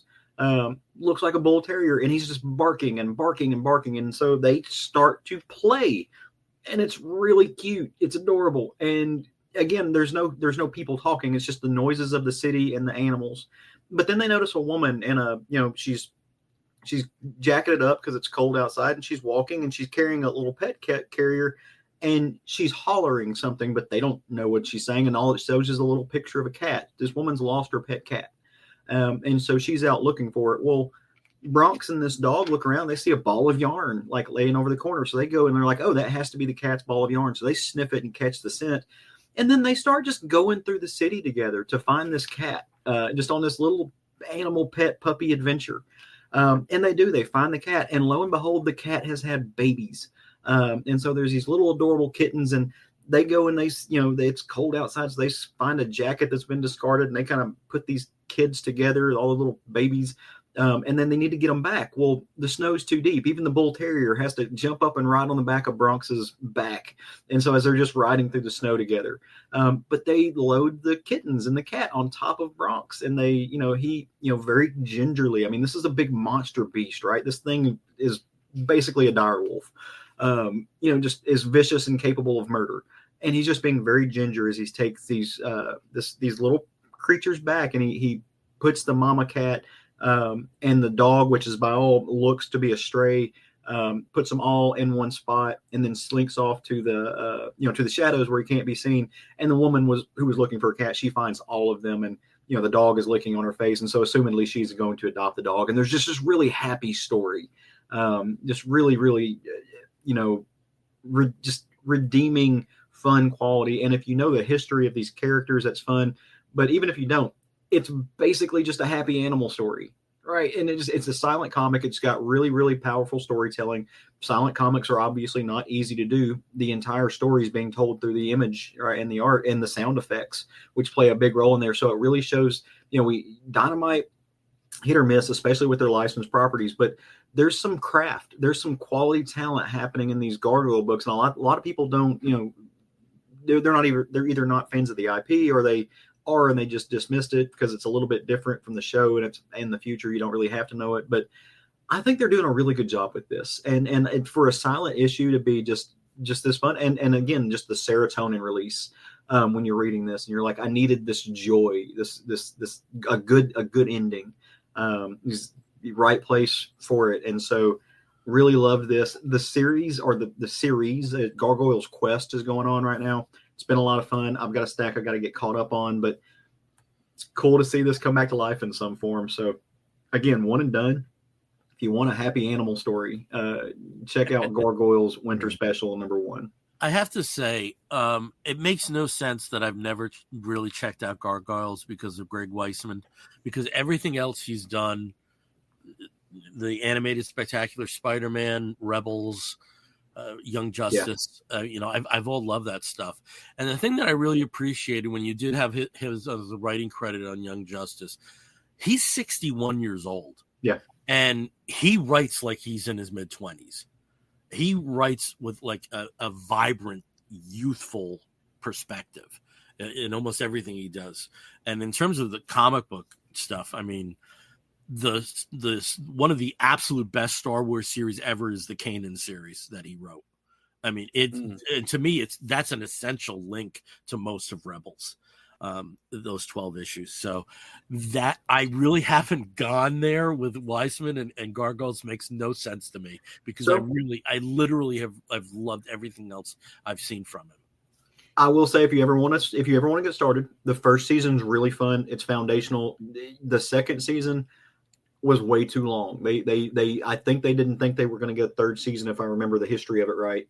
And so they just went on a really long season, and they took you to a lot of places, but they drug it out. It's the Avalon timeline, and they drug it out too long because they were jumping through time. The third season takes a jump in time and is a little bit disjointed from what you saw in season 1, or season 2, but they wrap it all kind of in together. And that was because they got cut. Like it's like a 16 episode season or something like that. So, but I mean, it's fun. It really, I enjoy it. And we're also doing that within the confines of broadcast TV, which is kind of amazing. And you think about what they were doing. They were doing a show in the confines of broadcast TV that the main character was a woman who was a cop who was very assertive and didn't need anybody else. The bad guy is a billionaire. And it's just like one of the episodes is about the dangers of guns and stuff like that. So like they were telling a really progressive story in the early 90s that was for its time, now it would be called woke and part of the mind virus that's affecting us all and yada, yada, yada. But for the time, it was doing amazing work on Fox cartoons. Like it was really, really well done. Yeah. A couple weeks ago, I unfriended somebody who used woke as a pejorative who's a gay man. And that felt good. It really felt good. It felt so good. Yeah. All right, Steve, let's go over to you. What book do you have from Valiant? So I went with a miniseries. So we kind of briefly mentioned at the beginning of this episode some of the news about Valiant, who had their publishing, and distribution taken over by Alien Books. I want to say it was early last year, maybe the end of the year before. And Bill had mentioned it. What they had been putting out had kind of gone to a trickle. They were, really prolific when they were, when they came out back in 2012 when they did like their big, revitalization campaign and had, a lot of the same properties, not the Gold Key, but like all of their original properties that had stayed with them through the Valiant and the Acclaim years and all that was re-released. And they had several great, massive series. I mean, Bloodshot Reborn happened, with Jeff Lemire. You was so good. I love all that. So much good stuff there. With the Bloodshot over those years, and I had never read Bloodshot enjoyably before back in the 90s when it first came out. I was like, it's not for me. But Jeff Lemire and everybody else who had taken on duties around that time really made the character wonderful. I mean, Harbinger was good. Fred Van Lente's fingers were everywhere, and they were doing a lot of typing. I don't know how he was keeping up with a lot of the workload. But it started getting pretty irregular and pretty rocky. Their series would just be canceled. You wouldn't have a lot popping up that was new. There were some delays, things like that, and then pretty much just things kind of disappeared over time. But over the past, I'd say that just over the past like 8 months to a year, they've started having new series pop up, some new releases, especially when Alien Books took over. Some premium format books, like basically straight to trades, leading up to what happened at the very end of last year and beginning of this year, and that was the resurgence of the Valiant Universe. And essentially, it was a way that Valiant was going to tie everything up in the current continuity and then start fresh for 2025. So what they did with Resurgence of the Valiant Universe is basically took all the toys, as many toys as possible, shook them out of the toy box, and then just like played with them. So you had tons of cameos from different characters. Some that haven't been seen in years, like Divinity popped up in this one. Of course, you have X-Man on War. Of course, you have Archer and Armstrong. You've got Ninjak. You've got Faith. And Galad, the Eternal Warrior. Ivar, the Time Walker, popped up, and he hadn't been seen for like a lot of characters that you haven't seen for a while came back. War Mother, Savage, and really the premise here is that the big bad that's been kind of behind the scenes for a long time, for many years, Dr. Silk, finally figured out the secret to immortality. That was his big thing, is he was trying to find a way to be immortal. Well, he did it by tapping into this mystical realm, the Faraway. And the Faraway is the reason why the Eternal Warrior and Ivar the Time Walker and Armstrong were immortal to begin with. There's in the history of the Valiant Universe, Ivar attempts to bring that secret of immortality, that power of immortality, to all the people of their homeland of Ur, with the boon that connects them to the realm of Faraway. And unfortunately, that blew up the civilization and destroyed it. And that was kind of like the origin of Eternal Warrior and Armstrong and Ivar and all of that. Years ago, somebody played with that. Well, fast forward now, Dr. Silk has tapped back into that power. People are not dying. Anybody who's around his well springs that he's been peppering all over the earth, they're living forever. If they get killed, they get resurrected. If they have a horrible disease, they get cured. All these things. So he's now basically the savior of humanity. Some people, of course, don't trust him, which they shouldn't. He's been a horrible supervillain forever. But other people are falling in line, including some heroes, are following behind him. And part of what he's done is he also resurrects a character who has died very early in all the incarnations of the Valiant Universe, and that is Charlene, one of the original Harbinger characters. She's the one who can set herself on fire. She gets killed in the original Harbinger series relatively early on, and then in the revitalized Harbinger series, she gets murdered, I think, within the first 5 issues. So, I mean, they bring her back. So one of the people that Faith, got to know very early on, who disappeared very early on, is now back, is now alive, which is pretty shocking for anybody who's read, a lot of Valiant books over the years.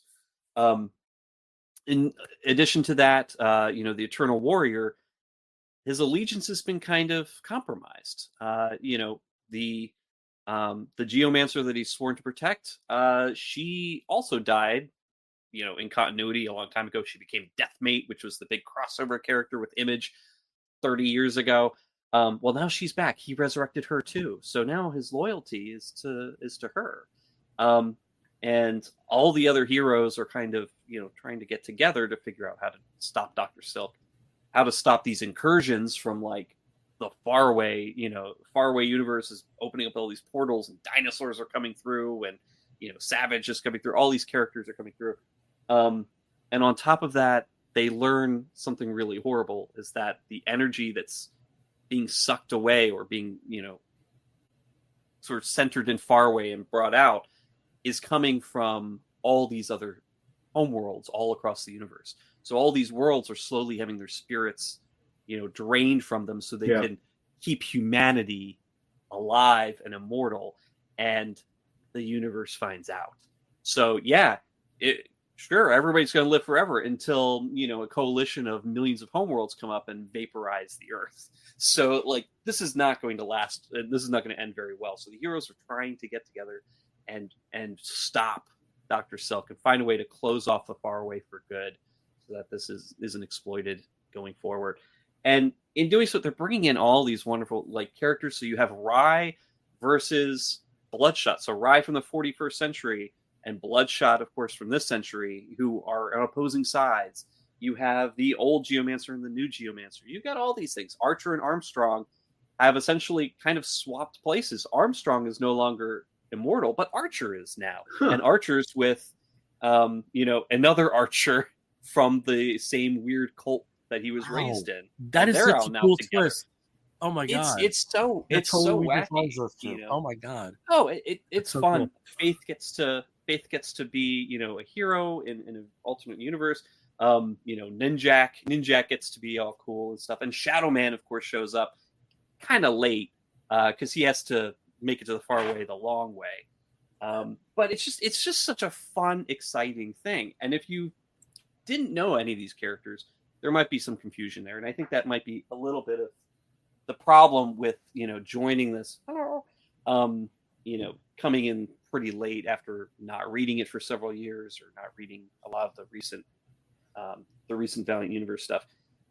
This is definitely a super group kind of book. There are so many writers who have been involved in this and tons of artists.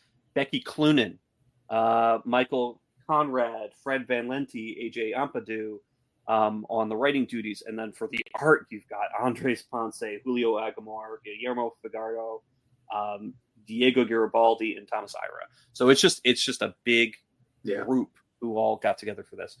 I was really excited. It is 4 issues with a finale issue that ties everything in together. And it ends on a cliffhanger. So it's incentive, hopefully, for people to get some interest again in the Valiant Universe, but also gives them a sort of a reset point so that they can, start things new. And I know that we do have some books that have been solicited, new Harbinger series, new Shadowman series, Bloodshot, of course, and EXO. But, we'll see how the heroes kind of come out of this and what the Valiant Universe looks after this. And I do recommend it. I mean, some of the covers here, if you're just looking at them, are pretty interesting. They get to show you all the characters that you're working with. Valiant's done something recently where they have 4, basically it's 4 variant covers. You have the main cover, you have a virgin cover, and then you have the variant with another virgin cover. So it's it's got a lot of options for people to look at, who want something that looks good. They're all very premium quality books. No ads, beautiful colors, beautiful artwork for the most part. So give it a shot. You should be able to find these, still on the shelf if your store has them. Is it collected at this point? Not yet. I think there was some concern whether it would be, obviously, with a lot of the uncertainty around tariffs and Alien Books is publishing, potential. But now, partnering with IDW, there is some potential that we will get a collected edition. There's also lots of tie-ins. Eternal Warrior, Bloodshot had tie-ins, Shadowman had tie-ins. Mini along those lines from Valiant I read was Book of Death, which was really good, but Jesus, what a downer. That was good though. It was really good, but Jesus, what a downer. So hearing something like this, which kind of gives you a new on point, a new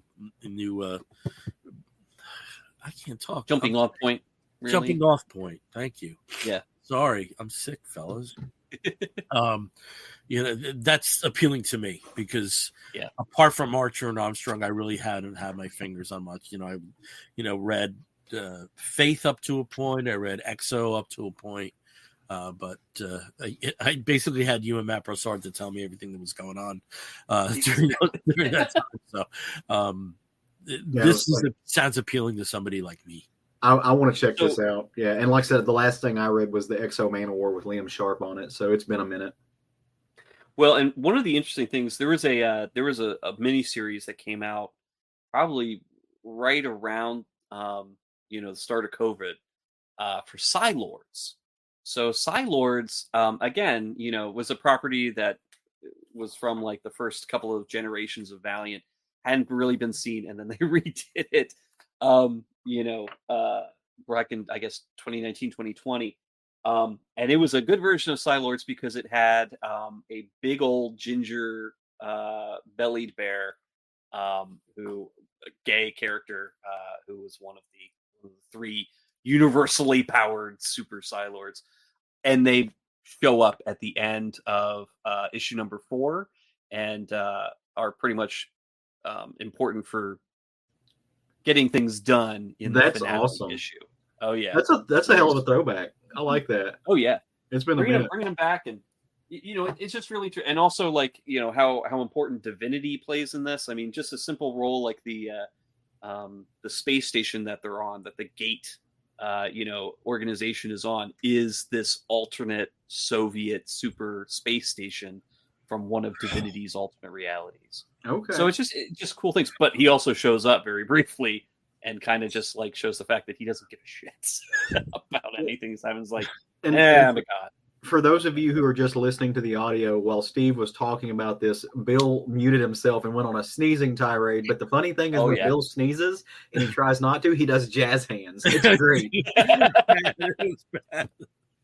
And every sneeze is a surprise. And it just is. Steve did a great job not cracking up. I was over here losing my shit. Poor Bill. We love you. We're sorry. I'm trying to keep my shit. Which of course you can see if you watch it. If you watch this on YouTube or Facebook Live, it's where you should go to the YouTube page and check this. Like the last 3 minutes out, it's been amazing. It's been grand. Just go to wherever they started talking about the Valiant book. But yeah, I think I'm a trooper tonight. I think I'm a trooper. You are. You get 5 gold stars. We're very proud of you. God, that was something else. It was just 10 for 10 would recommend. The next sneeze was bigger than the last one. Oh, all right. Maybe you're just allergic to Valiant books. I mean. Well, I think that's the perfect cue to start wrapping this show up. When we wrap an episode of the Comic Book Bears up, we give 2 final stops. And the first of those final stops is where we show off our geekettes, things that we've gotten over the usually a fortnight. In this case, it is a fortnight, where we show what we got. We show off our geekettes.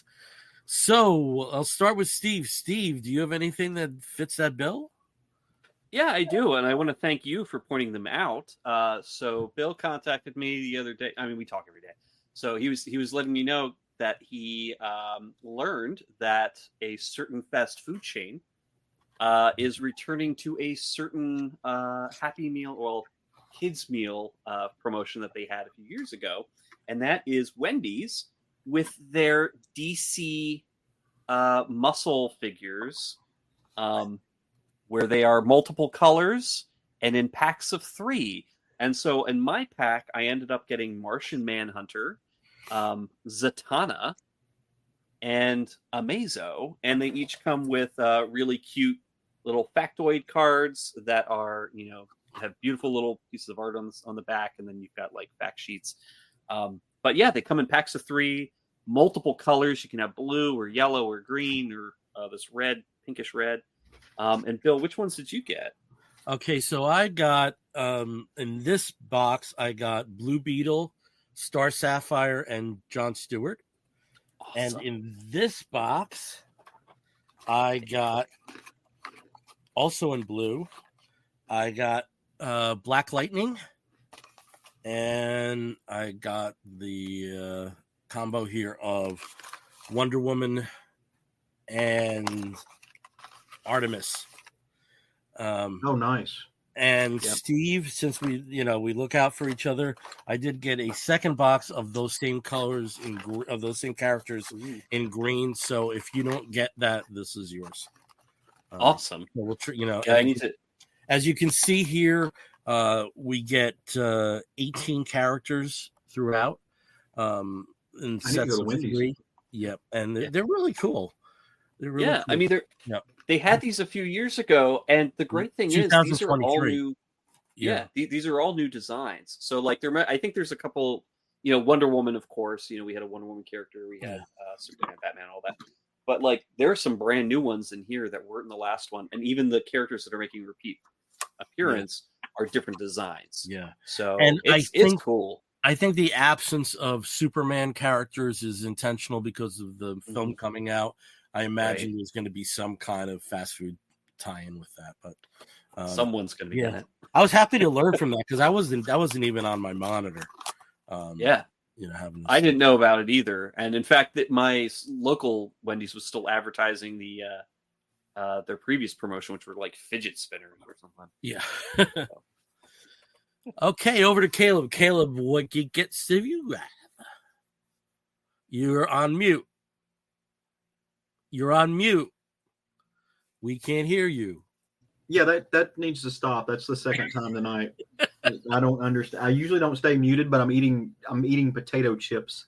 I'm eating corn chips as we talk. So you caught me. I was eating potato chips too because I've been trying to starve a cold, but I was dying. Yeah, I did not eat anything substantive for dinner tonight, and so I was like, I need salt, and so I eat potato chips because of salt. But I digress. I keep muting it. I spoke about this when it was about to come out. I believe it was Foxes in the Snow. It's Jason Isbell's new album. It did finally get released. Obviously, I have the vinyl of it. I really enjoyed this album. It's not my favorite album he's ever done, but there are some solidly good songs. This is his divorce album for anybody who knows, what's going on with him.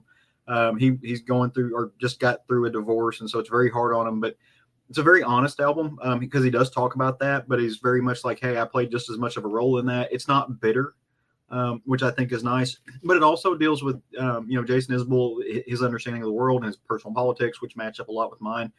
He's from small town Alabama. I'm from small town Arkansas, but we both got out of those situations, and we both have our the way that we view the world, and is largely a rejection of conservative rural America, right? And he's got some songs. He's got some songs that talk about that. But one of my favorite is "Crimson and Clay," because it talks about I still go back to those small towns because there's still kids out there who need to get out, who are surrounded by people who still promote racism and homophobia and all of that stuff. And I love that, and that resonated with me. So I got that. So that's a little something new. And then because my nieces are with us for spring break, they are 17 and 16 now, which is mind blowing. But we went to the record store, Control, here in Little Rock, and I'm a hip hop. I love all music, right? But I love hip hop. Most of my hip hop that I have in my record collection, though, is newer stuff in the last decade or so. But one of my favorite albums of all time is A Tribe Called Quest, Midnight Marauders.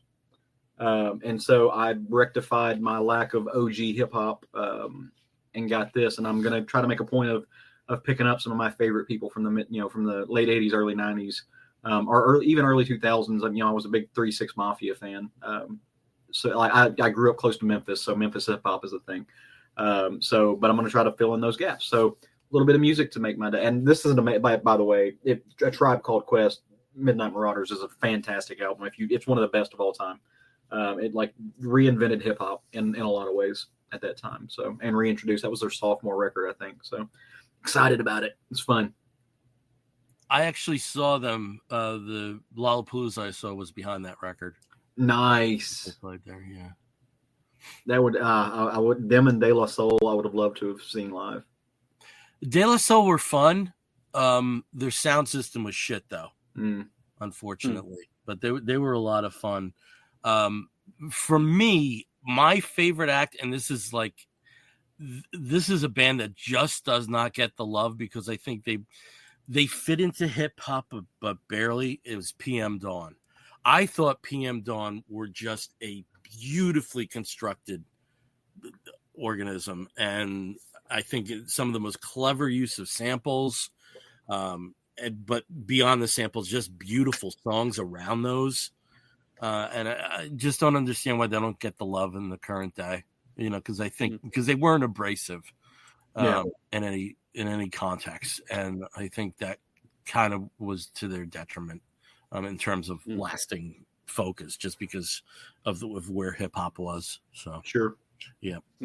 Okay. Well, my geekette is also vinyl. On Sunday night, I went to see One of my favorite bands, Stereophonics, play their first U.S. show since the pandemic in like nearly 7 years. And the opening band was this really interesting, very young noise gaze group from Austin, Texas called Witches Exist. And I got their new EP, which is called, God, I keep flipping the order around. Shelter in the Cocoon, got this cute little doe on the front cover. Still very DIY creation here, and it's a 3-song EP, and the vinyl for it is on an uncut disc. Oh, nice. So you just have to be careful. And the 45 settings, you can't do the automatic on this.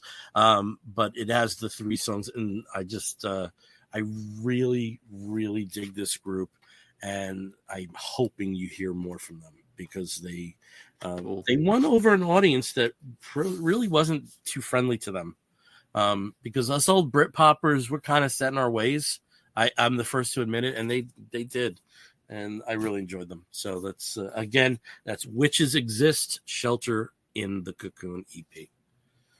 And the vinyl might be a little hard to get, but they do have this on vinyl and on cassette, and you naturally can obtain the tracks from Bandcamp and support the band. So cool. I love the uncut vinyl. Yep. No, it's cool. It's sharp though. It got a little like, not paper cut because it's not paper, but I got a little cut. Taking it out. Hold on. There we go. Talk amongst yourselves. As Bill just exasperates. Partridge family were neither partridges nor a family. Discuss. Okay. All right. I almost made it here, guys. I'm getting close. Almost did it. No, here we go. We're wrapping the show up, and the last segment of a Comic Book Bears podcast episode is always the woofs of the week. In the bear community, if you find a fellow cracker, you woof at him. And we do something very similar here. We woof at something which may be comic book or comic book related, but it may also be a TV program, a film project, a charitable initiative, anything under the sun that we think you, fair listener or viewer, may be interested in sampling. I'll start as I always do with Steve. Steve, what is your woof of the week? Well, there's a lot of great stuff that's come out, and I was thinking about should I talk about Black Bag, Steven Soderbergh's new movie, which was excellent, by the way, excellent movie. But then I was like, Apple TV Plus just had a new series drop on Wednesday called The Studio, and there was a lot of hype around it when it was first announced. You've got Evan Goldberg and no, my brain is totally forgotten. It's the rest of it. It's an excellent show about how ridiculous running a film studio could be. And of course, it's over the top. It's wild. It's ridiculous. Has an amazing cast, but also has amazing cameos from directors, actors, writers. People that you may never have seen in front of a camera before. They're normally behind a camera. And the first episode is a little bit abrasive. Has some great lines. Especially Catherine O'Hara's character of Patty. A just ousted studio exec. She's got some really great lines. But it's the second episode, because there were 2 episodes that started. The second episode, called The Oneer, is absolutely brilliant. It is all in one shot. It is about getting that one-shot final scene, and it is a comedy of errors. The entire thing is ridiculous. You kind of want to look away at how horrible things are going, but you absolutely can't. It is brilliant television. And it's just so hard to see something like this, currently that's not, on other prestige networks like an HBO or something. Right. But Apple TV this is a huge win for them. I can't wait for the rest of the series. It is Seth Rogen, whose name I could not remember. Seth Rogen is one of the executive producers and is also the star of this. And oh man, it's great. if you didn't like the first episode, watch the second episode because that is brilliant television. Okay, over to Caleb. Caleb, what is your wolf of the week? So I'm still cracking up about the Partridge Family joke that you made. That was some funny shit. I was dying. That's an old Linda Richmond. That got me. So my wolf of the week actually goes out to a person. I'm really excited about it. Go way back with this woman. She was Roger's best friend all through high school, and she was his college roommate and eventually my roommate for a while. She is getting married this weekend, so Saturday, and she asked me if I would officiate, and I am a licensed officiant, so it is my honor and pleasure to go get to help one of my best friends embark on this new journey. I'd sent a picture, but unfortunately for those of you who are listening, the viewers get the same privilege you do, which is no pictures. But love this woman to death. She's a therapist. She's a counselor. She owns her own therapy practice. And she is primarily focused on LGBTQ youth. She's a wonderful human being. Started out her work in social work. She's the one who puts on the fundraiser for the scholarships that does the tattoo stuff every year too. So very community minded, very much into helping, and is just a rock of my world. So congratulations and thank you for letting me be a part of it. She'll never listen to this because she doesn't, she doesn't dabble in the comics. But yeah, Priscilla, I love you and cannot wait to see you and help you get started on this new chapter. So that's my very cool and really cool. Best of wishes to your friend. I do have a question about you being an officiant. Mm-hmm. Is this something through the state, or are you like a minister through the Unitarian Church of Modesto, California?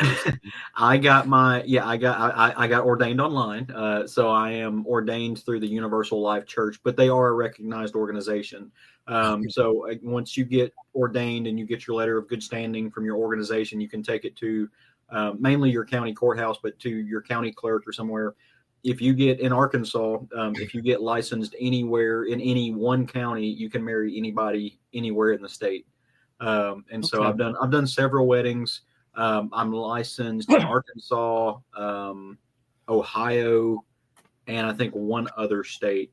I had to do Missouri. I had to do a wedding there for some folks. So I can come to your wedding. I can come marry you in Ohio if you want me to. But so I'm a Universal Life Church person. Okay, cool. We're at the 2-hour mark, so I'm going to try to wrap this up, especially because of the voice. But my wolf of the week goes out to the British band Gene. Gene was active during the Britpop years from 1990.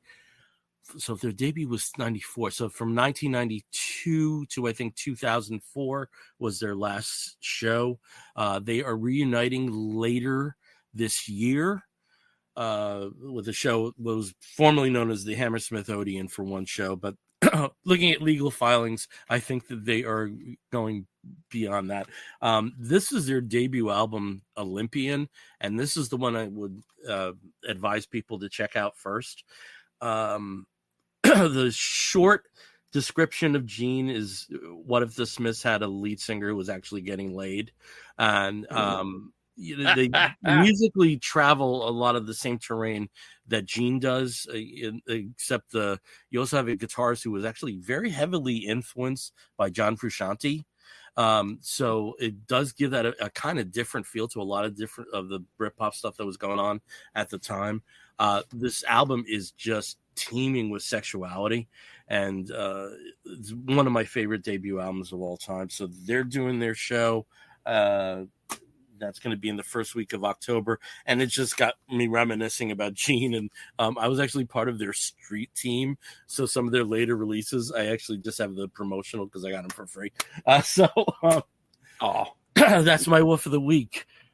Gene, British band that just reunited, and will have their reunion show in October. But if you do want to check it out from my description, start with their debut album, Olympian. So, by the way, just to go back to what my little thing says here, who's the lady from that thing that we mentioned at the very beginning of the show? Sally Kellerman. Yeah. Okay. Yeah, I see. I understand that. Yeah. Just to also touch into that motif, Steve and I had a conversation where I asked him, what was that movie we saw with the guy and the twist ending? And he knew exactly what I was talking about, which I don't The answer was Upgrade. It was Upgrade. Yeah. What was that the movie with that guy, and there was a with twist. the guy and the twist at the end? It was the one with the guy with the face, and there was a girl. Yeah. Yeah, that one. One of my favorite things on the line, my straight concert husband, Tom Moynihan, we once had a discussion about Judas Iscariot, which was the odds and ends compilation that Smashing Pumpkins put out. Mm-hmm. And through our conversation, we never said Smashing Pumpkins. We never said the album, but you knew exactly what we were talking about. Did you get the yeah? But did you get the yeah? That happens. All right. On that note, we're going to wrap this up. Again, we are the Comic Book Bears podcast. You can find us on most of the social media sites as Comic Book Bears. On Facebook, you can find us as Comic Book Bears Podcast. If you want to listen to us, you can do so through Apple Podcasts, Spotify, and many of the other podcatching platforms. If you want to write to us, you can do so by sending an email to comicbookbears@gmail.com. If you have joined us tonight through Facebook Live, thank you. If you are watching us a little later on YouTube, thank you. Please like and subscribe. And until next time, I'm Bill Zanowitz. I'm Steve Morey. I'm Caleb Alexander McKenzie. If you're listening to the audio version, you're going to hear a woof and an explosion. We'll be back real soon. Take care, everyone. That explosion is Bill's sinus. It's just jazz hands. Whoa.